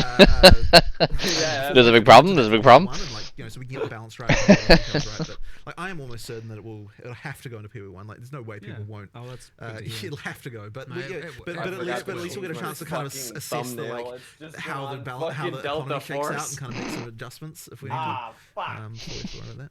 Looks like there's some extra. It's too late now. I'm just gonna fix it about this. afterward. So one is a concern about bots so I can sniping use my into the actual system. computer. That's the point, right? Is like. I mean, ultimately that. Well, I mean, I wouldn't say it's the point, but ultimately yes, it's a thing. But then people, it already is kind of a thing. Like there's already stuff that honestly goes on with there. That really changes too much, I guess. Yeah. Because we were talking last Bro, night. these fucking the Q&A sections go so much longer than the unveiling. Yeah. The gold is a bit of a deterrent. The gold is the deterrent, right? I love it though, because then it's like they ask them like, so what the fuck's to do with this? And they go like, okay, listen, we had a fucking problem here. We tried this out. You know what it Didn't is, work. dude? It's basically just like it's an interview format podcast. It is. It really is. Yeah. It's like, so tell me about why you decided to do this. Like, well, let me give you the 40-minute rundown of why this makes sense. Earlier discussions about this, it sounded like you didn't really need to make gold cost really high for rare items, because I was like, oh, well, tier 1 uniques like cost 1 billion gold. I was like, apparently not. No, not really, because by the time you get to the high, like the top end of things, then that stuff is already the most expensive stuff. You don't really need to have the inflation like that kind of like the descent of prices that you get that'll happen up there. So you kind of in the end the prices for uniques they don't have to be that extreme. Yeah, great. What the thing to note though is that the prices are a multiplier per level of what the shop prices are. So we do actually have shop prices for all the uniques now. So if you sell uniques to the vendor, you actually get more gold now than you did before. Oh wow, nice. There's gonna be some kind of exploration of which golds like. But I'm a collector. I want to just collect them all with the fucking unique tab. I never want to sign them. And then double ups. It's also worth noting that this tab only sells stuff not in the currency exchange. One of these leagues, so you can't sell a chaos orb in there. Or a lot. Yeah, exactly. Currency exchange is for fungible, stackables, stuff that isn't modular, and then the rest goes in here. So it should be that every single other tradable item is in here. Yep. So we had the kind of discussion in the past about like whether maps would get somehow made to work with the previous system, but now obviously that can just be done through this, right? Like those sorts of items that are a little bit variable, but might otherwise be considered a kind of currency can go there. So if this goes well, do you plan to remove like old systems of trade or anything like that? I don't think we can, because fundamentally, like we have sold premium stash tabs. They had the functionality they had. Removing the old system, that would be bad. People bought stuff. We can't delete what they. Wow. Developers who care. Morality. Yeah. So you can convert your existing tabs. If you fact. Blizzard and Overwatch. That's a thing we wanted to make sure. A lot of those long-term PoE1 players have a seemingly infinite amount of premium tabs, largely for this reason, right? So it certainly wouldn't be right to all of a sudden be like, nah, you don't get to use any of that anymore. So it's cool to you just can have fully just option. convert them, and that is why it's also just as important to work in PoE1, because your micros are shared, right? You're not. So there will be a little bit of a time there where if you convert them, of course, the PoE1 doesn't have this tab type, so they won't show up, which is a bit annoying. But once it gets added to PoE1, then they'll work. Ah, yeah, right. Yeah. We'll try to make sure that doesn't take too long. Yeah. There's the question of, will functionality of the trade site be in-game in some capacity? So that's something that we really want, and we even had a prototype of this. I saw it. Okay, that's good. Yeah. So it's a thing that's that the we barrier are for me. working I don't want to on, have to use but unfortunately didn't quite make it to 030. There's some stuff we want to do. I am personally still a believer in that the website's going to be a better experience, because the typing, like web stuff is sort of designed for this kind of thing. And ultimately, when you click the button on the website, your character in game still moves. So like if that's a thing. But on the other hand, for discoverability for new players and that kind of stuff, it is good to have huge something for in console. And here's the thing. I reckon for console, it's still better to use the website, because you can use your phone and you can search for stuff on your phone. Yes, Mark. Thank you. Thank you. Fundamentally crap, right? Thank So God, anything in text in these. It's true. But look, we are going to do it. I didn't realize you could go on to it on your phone. Each to their own as well. That simplifies it exponentially. A lot of people are very excited about the idea. If I don't have to do it on the PlayStation, it is a feature that we will do. Yeah, because exactly what I said. Yeah, it's shit to type on that and it's stuff. close. Yeah. That's my biggest issue with Rivals is I try to make a fucking quip, and I'm 40 minutes late. I'm getting old, I guess. You mentioned that like there's more things on the horizon that you would potentially like want to do with this as well, like in-game features of things. I mean, yeah, like obviously the first question people will have about once you've got in-game trade searching, when's Awaken Trade coming, that kind of thing. I mean, look, maybe one day. You know, like it certainly opens the door to it. Like, you know, I wouldn't want to say that it's not going to happen. Like, there's stuff that we could do there, but yeah, like there's a lot of UI issues to sort out. There's quite a lot going on with that. Like, it's kind of one of those things that I'd look at a bit later. But yes, obviously something people want. It's all under consideration though, which is for sure very cool and. That's the one thing. Is like, hey, like we have this problem. Is you think about it? It's like, yeah, we are actually. It's like, oh, nice. It's not like absolutely fuck off. Don't talk about it. Who the hell are you? Get away from me. Applications and stuff like that. It can, you know, not to say Awaken Trade is dodgy, but there are some that. That's why I like that they have two game directors, because they can both bounce. Like the one, Jonathan's like, I think it's great on the phone. He's like, no. I don't think so. They're asking you to provide information you shouldn't have to be providing them, and you know that kind of stuff. So getting away from all of that, having it be all nice, secure, done by us, and everything is the ideal goal. But you know, one step at a time. You know, this is a big step, but we'll see what's next after we test this out. Let an economy test it for us, get it to PoE1, you know, all that kind of stuff, and then we'll take it. As I said, every trade system reveals its problems. Maybe that's just the next problem. So yeah. See. Another question here is like, when you click like secure item or like buy item on the site, and it's going to take you to the hideout, it's like, is that locked in and other people can't then click it? Or no, they it is technically a race, yes. Ew. We'll see how that goes. Oh boy. Fine. Maybe don't say. Yeah, that is maybe change the button to move to acquire or something like that. Like secure is a bad word. It should be race for instead of. Thankfully, the loading time should be a lot better. Yeah. In this version than they were in the past. We're doing a bunch of engine changes, which I'm hoping is going to go well. I love it. Dude, imagine being a developer doing all this shit and then going like, we're also going to do engine changes. Like, that would, as a developer, scare the fuck out of me. I feel like our game isn't functioning well. I mean, that's what Baldur's Gate did. Yeah. Like 2 or 3 times. They would just do a bunch of crazy shit, and then they would go, by the way, we've optimized all that crazy shit so that it functions on bunk computers. There's still some concerns around... But imagine doing it through a game that's like a live service, like people are actively trading, people are actively playing, like it should be better, and we've also and like they're trading to each other, like it's like basically a fucking MMO, but it's an action ARPG. I am hoping, especially for consoles, where you know we've seen a pretty good performance uplift. And you know, things are looking pretty good, but yeah, still more to do. But yeah, that's definitely something that we're taking really seriously. And you know, one of the other things that I'm really hoping we don't run into is another stupid operating system bug like we've been having with the damn freezers, right? Like we've made changes that I think will work around those, but fundamentally the Windows 11 scheduler is completely broken. So you know, ultimately we just kind of have to do what we can there. Windows. Yeah, I know it's very annoying, but that's the just the life, unfortunately, of a game developer. To deal with that, but deal with fucking giant companies making stupid fuck ups that you not have to fix. We basically managed to fix them for almost everybody, but they were still happening to a few people. So I'm pretty sure we should be sorted out now. Yeah, and the EU servers and things like that have been right. So that's the other thing, of course, is all the DDoSing problems and everything like that. So yes, that's been a huge focus of our server guys. They've been working pretty much non-stop on trying to deal with that problem. So effectively, what we've done is we've actually retired some server hosts that just weren't able to be sorted out. We've got a lot more anti-DDoS protection stuff going on. We've been working on that. Like, yeah, it's been a huge amount of work to get it to the point. But effectively, as we go into this free weekend we're about to do, you really want it to be fixed up. You know, every single server provider that we have is armored up. That we've got things, you know, like in place for it. Companies that are actually aware of what matters. You know, there's a couple of locations that we couldn't find an adequate solution for that had to get cut. But you know, we've tried to make sure there's other options with just almost as low latency nearby. And overall, things should just be significantly improved over what we've had in the past. So yeah, like it's really sucked that the previous launches have been so decimated by this stuff. So I'm hoping that it will be a big improvement for that stuff. Are you feeling nervous for that free weekend?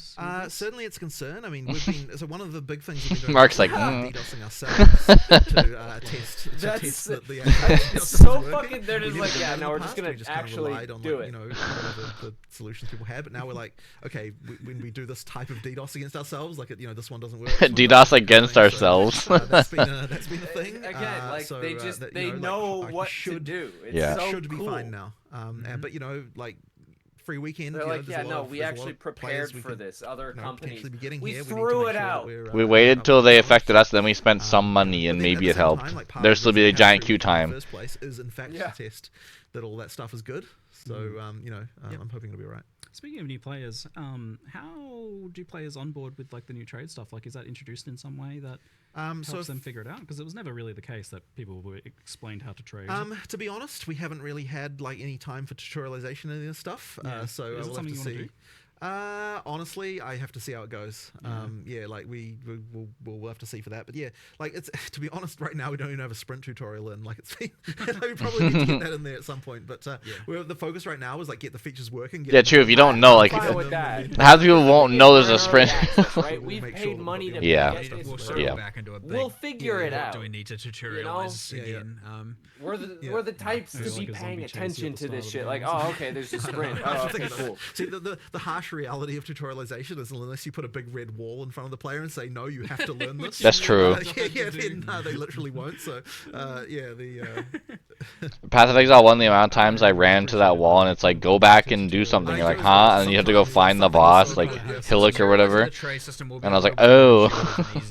At least for the sake of purchasing, once we have an in-game search. Yeah, once they have an in-game search. So, the thing that I want is a matter of time. Well, but also the thing is, I'll probably still use What's-Her-Face to Angie to do the trade. I just probably still won't really bother with purchasing unless I feel like giving it's way more easier to the time to the tutorialize that, website. because then you can be like, look, here's the place where that is. Okay. Well, now I might actually try it on my phone. I didn't think about that until Jonathan said it. Yeah, that's a huge... So another thing is... Because if I can log in and like basically stay logged in and then just use the captcha or whatever, and then just...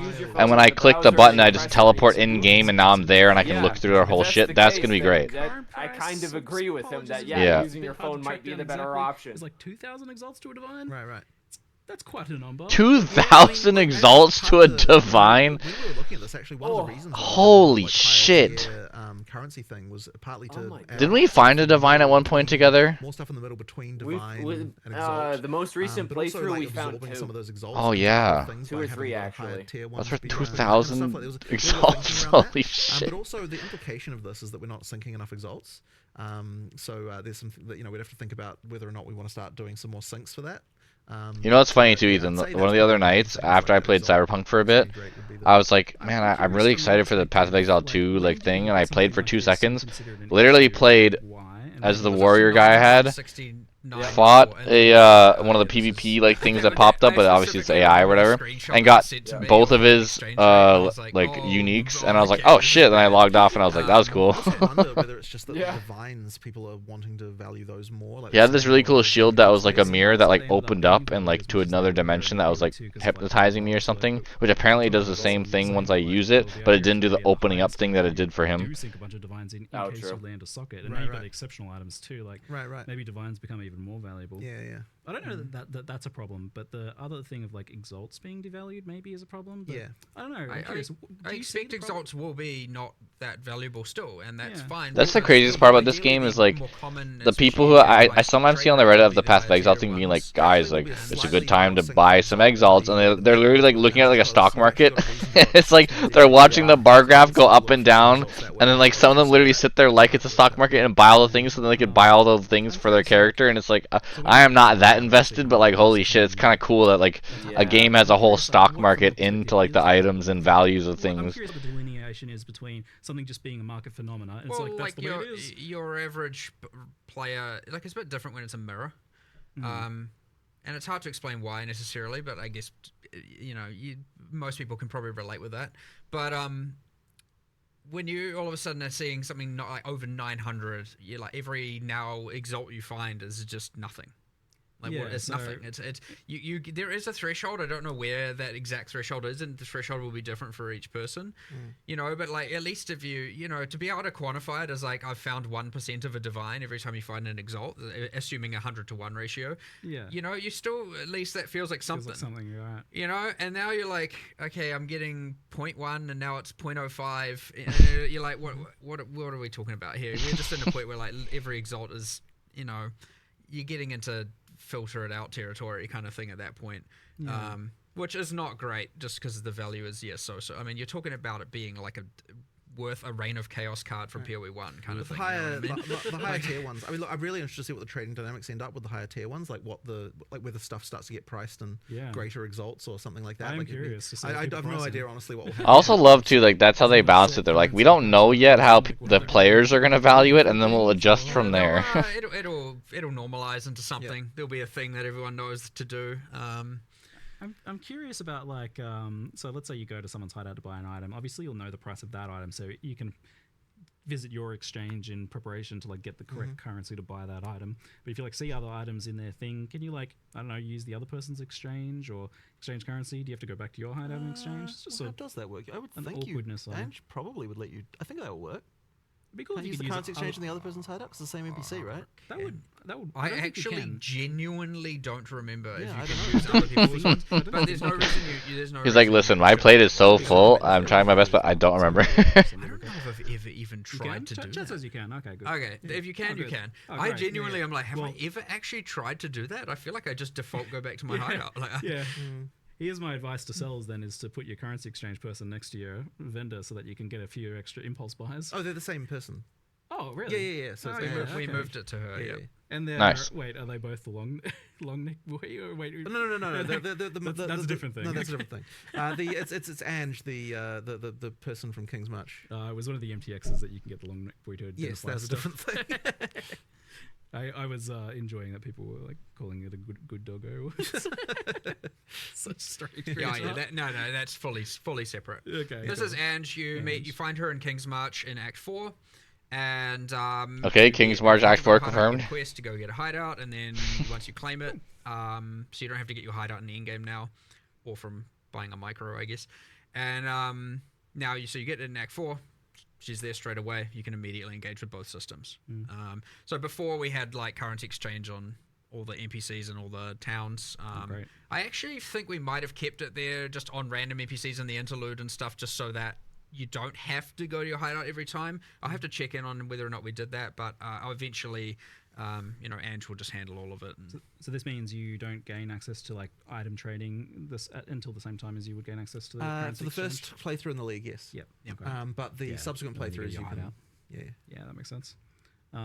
Great stuff. Something I wanted to bring That's up actually is- not true, by the way. Subsequent is not the case. Oh, really? Because otherwise, you have an advantage over new players, technically. No, but subsequent in the same league. Oh, in the same league. Yeah, Yeah, in the yeah, same yeah. league. Per league, yeah, you it's have not to. like sign Per on. league, Yeah, you yeah, have to, or you have to have fair ground with Yeah. new players and existing. You Yeah. have to unlock it at the same point in time. Yeah. Yeah. Okay. Yeah, within the same league, completely fine. Yes. All right.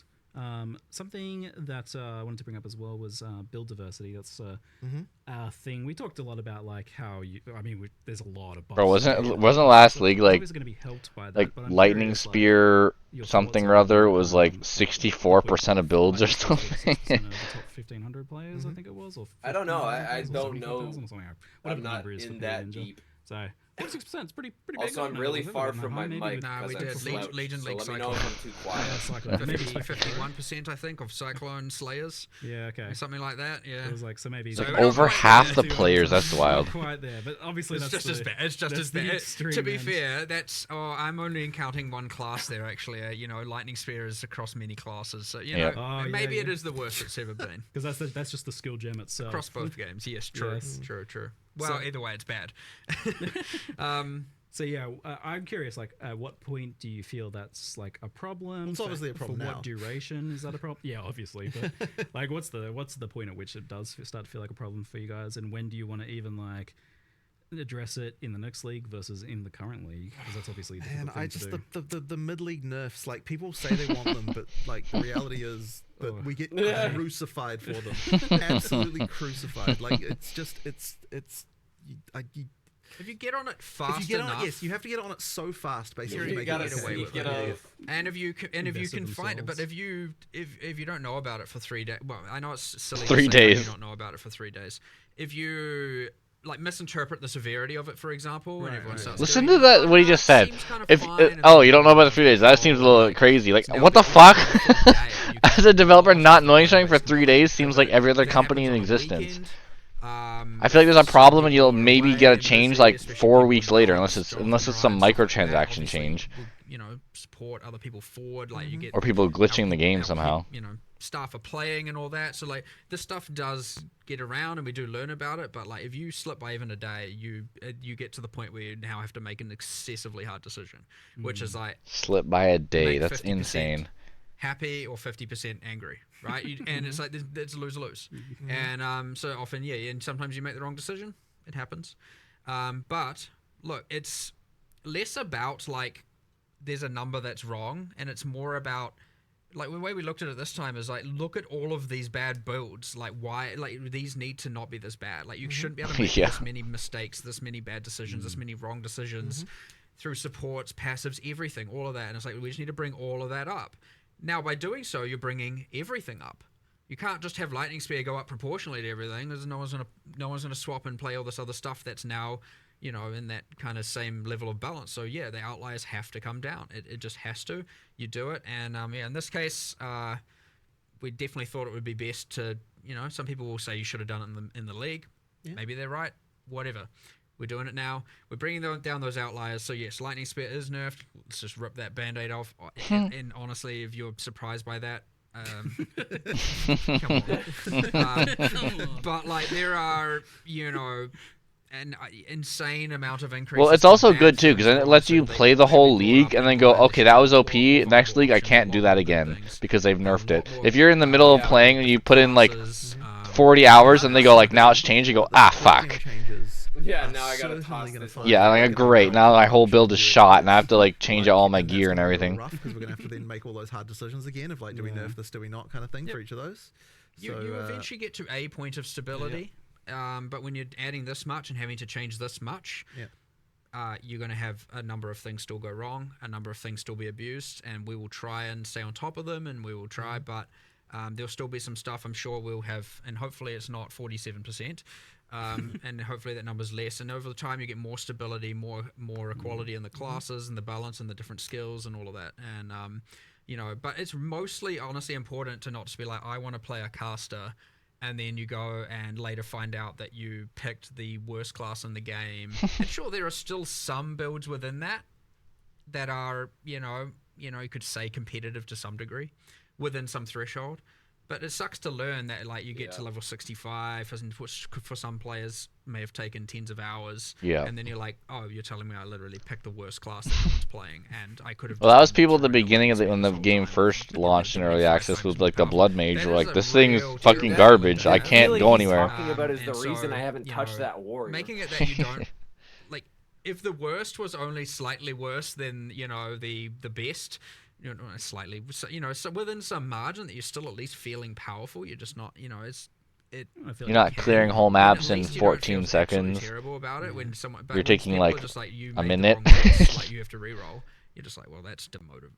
Like I'm demoralized. How are you supposed to know that at the start without doing a bunch of research, right? Yeah, that I appreciate. So, yeah. That's hopefully the key, right? Over if you time, can and I'll say make this is every piece of shit somewhat viable, you made a person really wrong, functional. Bad choices as possible to a degree. Make things more obvious, and that might just be a learning process for it. Like, cause that's what it was for us. Like we put time into so many characters, and we're like, oh, I did this wrong. And every time you make a new character, you learn something to like make your new. Yeah, it's so rewarding. 0.1 second boss fight when it's now 0.9 second boss fight. You know what I mean? Good. The ceiling has to come down. It's good to just have, because that was the issue that like it really crushed my want to play the game for quite a while when the warrior just turned out to be a pile of shit. Because I was like, dude, I'm only allowed one weapon. Two, if I have this specific thing where I can use a two-handed version, that's the only difference. He's kind of assessed that. I only have the shield, only have like physical armor, health, and none of it's working.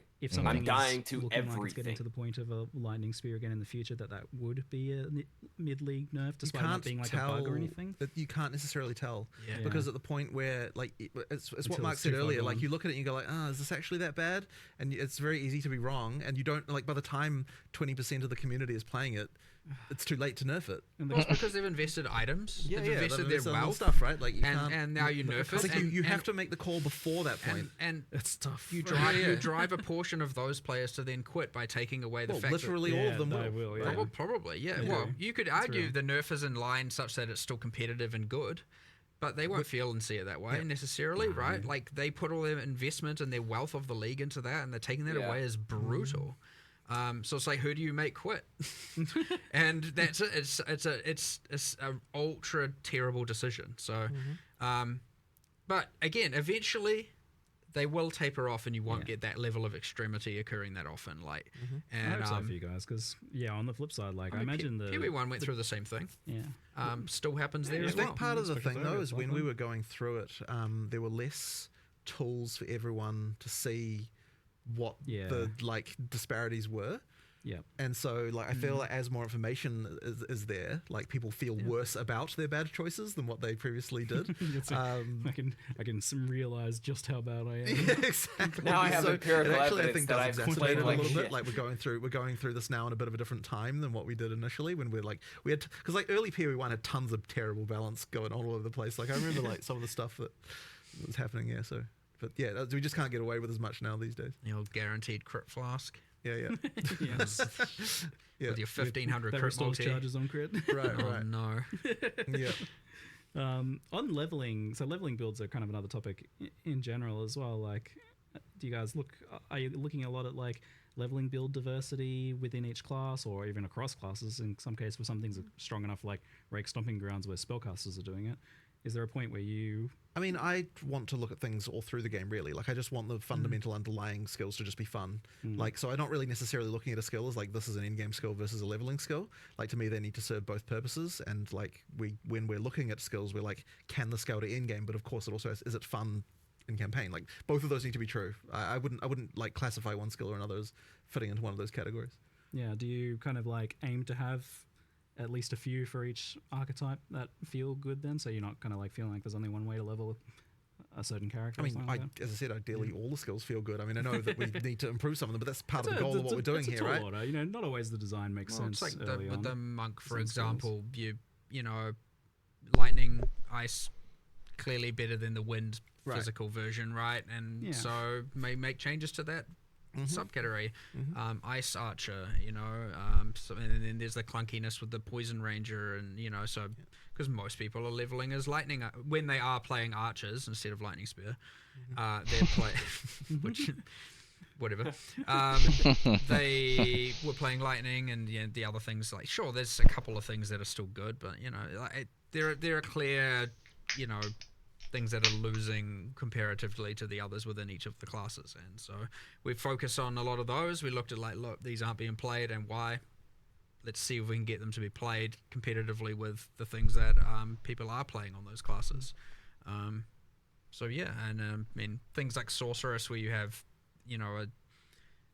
at top 15,000, 0 to 0.1% play usage on literally one of 7 classes, not great. Like, so that gets something way more drastic. So that's not just like bring up cold a bit. It's kind of like, all right, we need to do something crazy here and just like shift everything and pivot. And now we've got something that's a kind of promoting this multi-elemental, and honestly, playing each of the elements is probably still just better anyway. But yeah, now you got the multi-element and combining a lot more and a lot more and passives and everything. That entire Chronomancer there's like so much going on there, though. It's like what abilities so many combo with variables other changing. abilities of other element types, because I have gauntlets that make me do 33% of everything. Here, so we might come out of this and now another class is at 0%, maybe. Then we have a new goal to fix. You know what I mean? Like.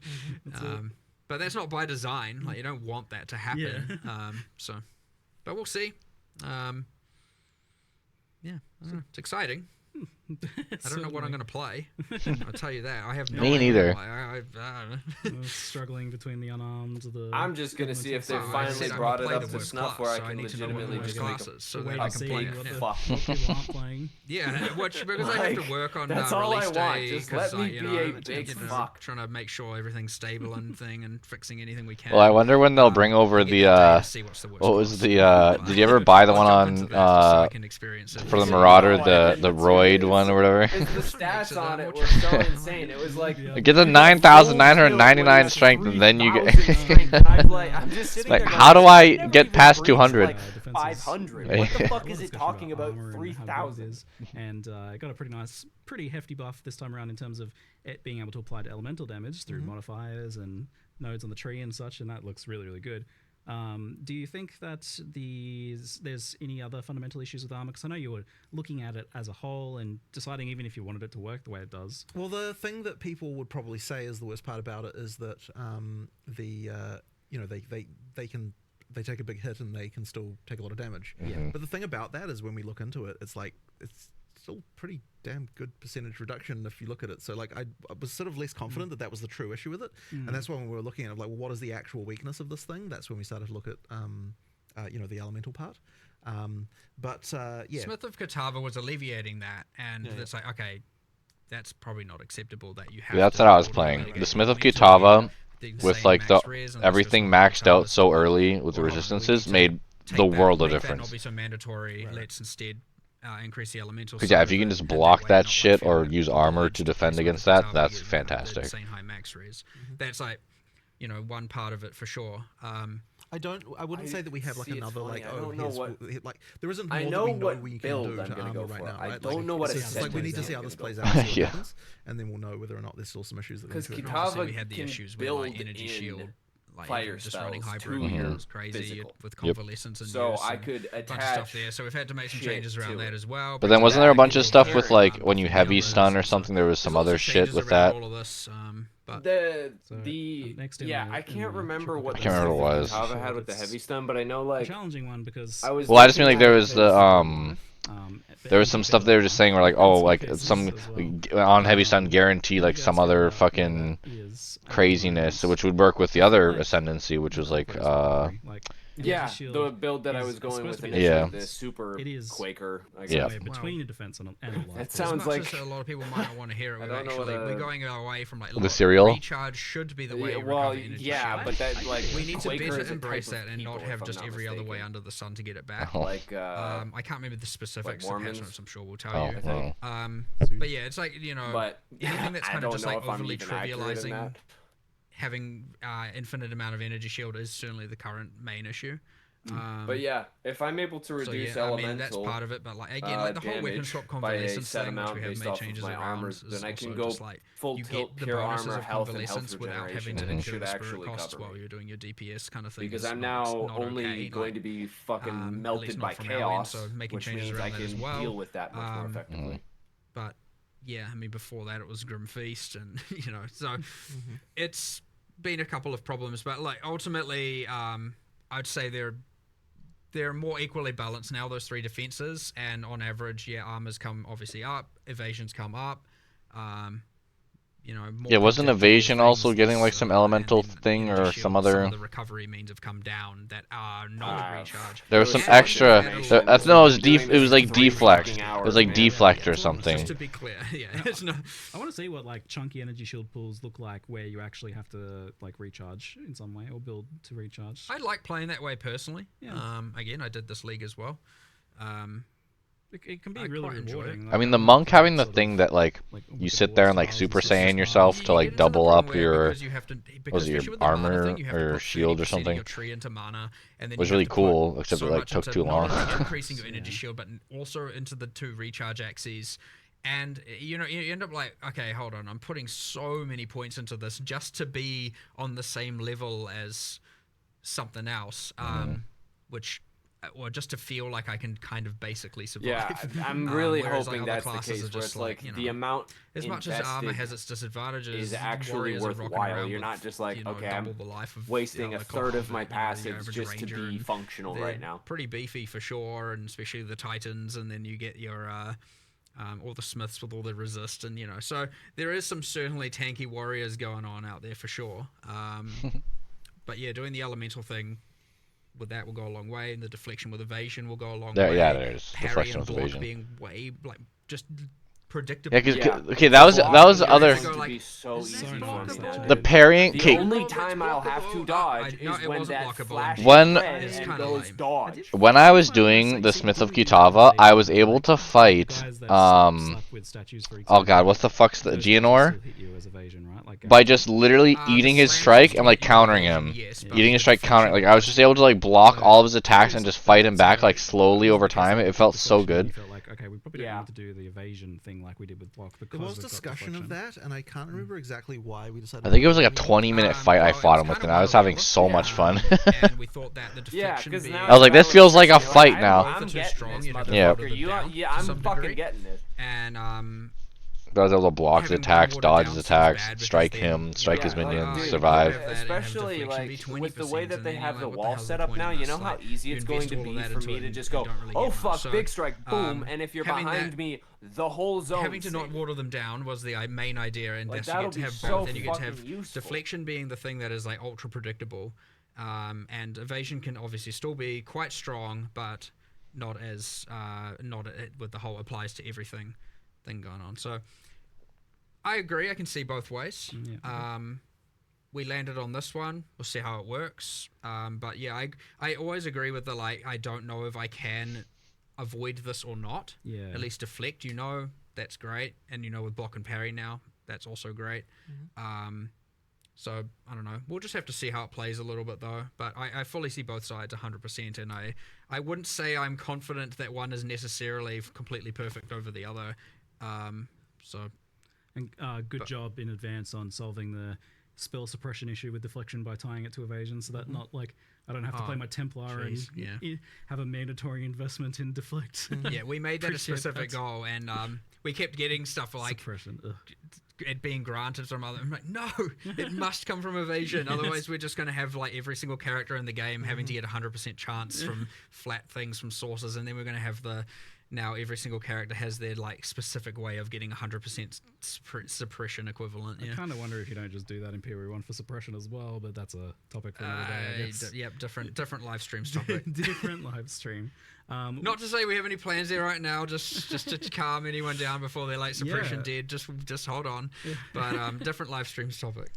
How's your schedule feeling overall? Like, you feel like you will be moving into the next Path of Exile 1 expansion in the 2 months expected, and then having the next PoE2 we're definitely going to hit those deadlines, like there's no question of that. Yeah, you guys are however, it's certainly like, you know, it's certainly hard to meet them. Like it's difficult, but you know, like it's so much better to commit to the date, you know, and just make sure. It is. It's been difficult to adapt to this new cycle for sure.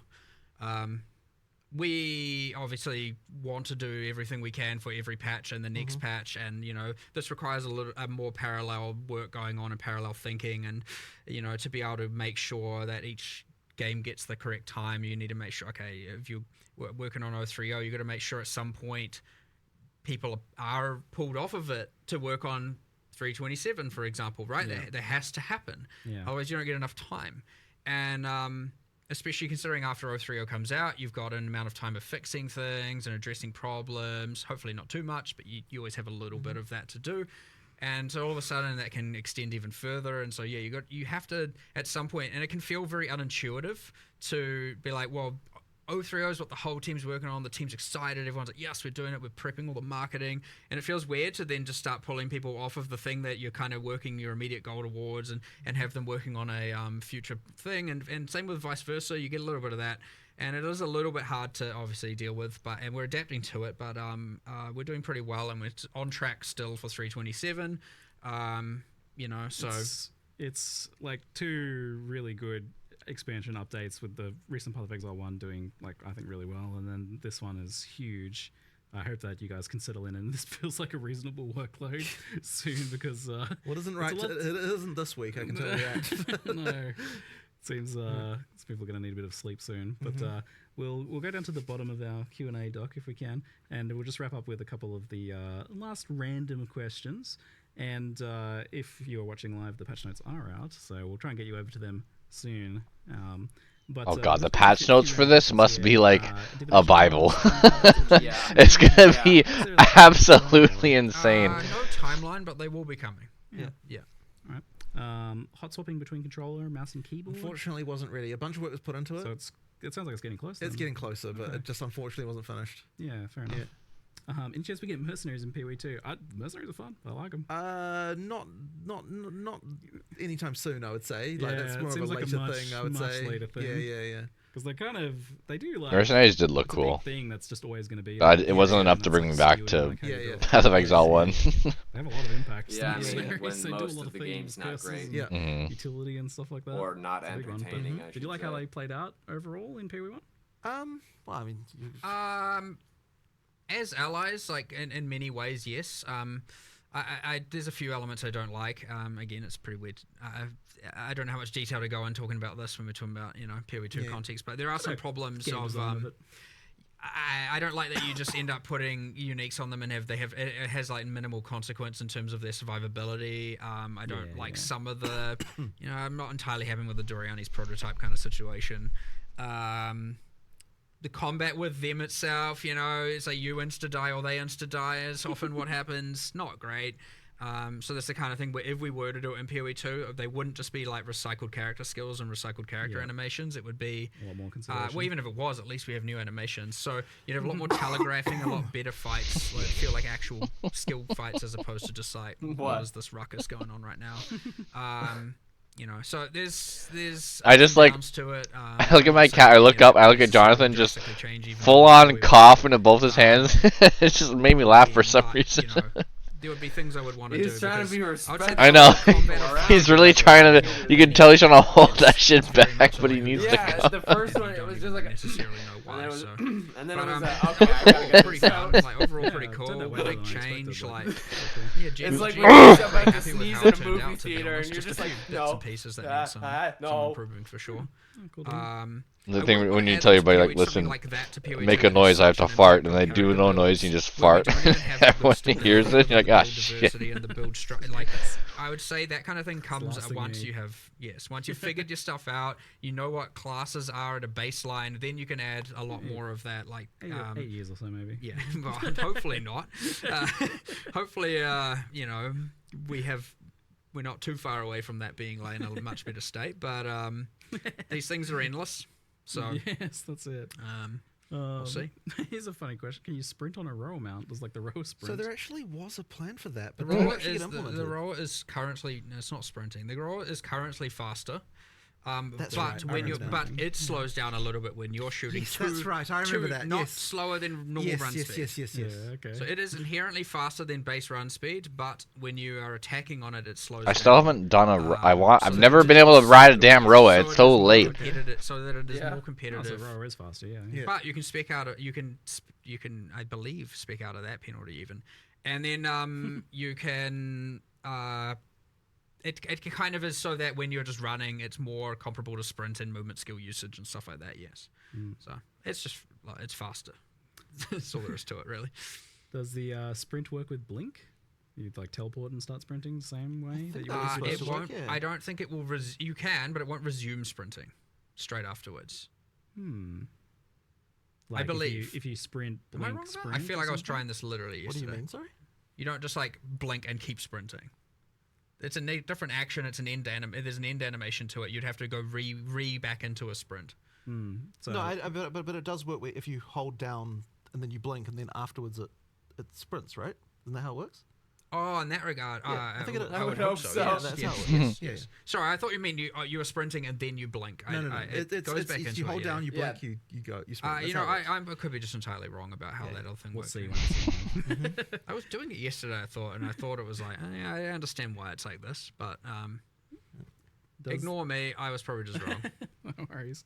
Does the elemental damage mitigation from armor apply before or after resistances? That's something you had to- Isn't it before? Both of them are like, eh. Well, No. You resist first and then you mitigate. I with don't armor. remember. I'm pretty sure it's that way It's around. the I'm one pretty that sure. means the values have to be higher, so which means it's the order in where it's the less effective one, so because the values are quite high and juicy as a result. Yes. Oh, okay, so in that case it will be. I think it's pre. In that case, it's you armor pre-mitigation. first, then resist. It will be. Then. I think that is Yeah, what okay, it is. Yes. I love it. Fantastic reveal. I'm very excited to get into playing it. Thanks for Me spending too. a solid 2 and a bit hours Yeah. chatting Q&A Yeah, I'm here. looking Very forward fun. to the 30th I felt like now. half an hour. Mhm. honestly. The 29th, rather. Yeah, Well, now we know we can be like, hey, another buddies, sort of friends, hop on, topic. try it out Impact for a of weekend. trading stuff is fascinating to me. I can't wait to see how It was that our plays first out. Q&A where we didn't hold the patch notes hostage. Because honestly, like, I feel like the game does a well enough job of if you took someone like Emma or Menser, who, like, we played Diablo a little bit, but then, like, playing into that, like, it's going to tell them enough to know, like, how to play the early game, Well, and if they like it, they can if keep we going. are just specifically going like, hey, thanks everyone as well. the passive tree is intimidating as fuck. It is a passive tree. It is not necessary for you to know what the fuck is going on in it right away. Just look at where you're connected to and what stats do you want. Just do that for now. When you're going to branch off in a random direction, then check back in. You know what I mean? Because that's really all it is. Like, there's a lot of overwhelming shit with these games, but if you just, like, clear up the air with a new player and just go like, hey, just so you know, like, don't fucking worry about it. Like, it's just purely all passive. Oh, Like, we're right in the way you'll around figure mouse. this crap out eventually. You don't need to worry about it right now. Just play the fun, visceral murder game. That was good. Alright, well. They didn't say the druid, but you know what? They fucking, they gave us did everything else. That's Literally everything else. I look at it. They gave us enough that not having a fully new character, I'm fine with. I'll deal with it. Yep. I feel like when they described it, they're like, listen, like, it's basically like almost there. We just wanted to do the shit that mattered more than this. Yeah. So it means like essentially, like, they could have the next update, have the druid, have the new ascension thing, maybe another act, and, like, you know, it'd be pretty sick. I don't know. We'll see. Just typing in. Alright. Thank you everybody for watching. That was fun. See you next time.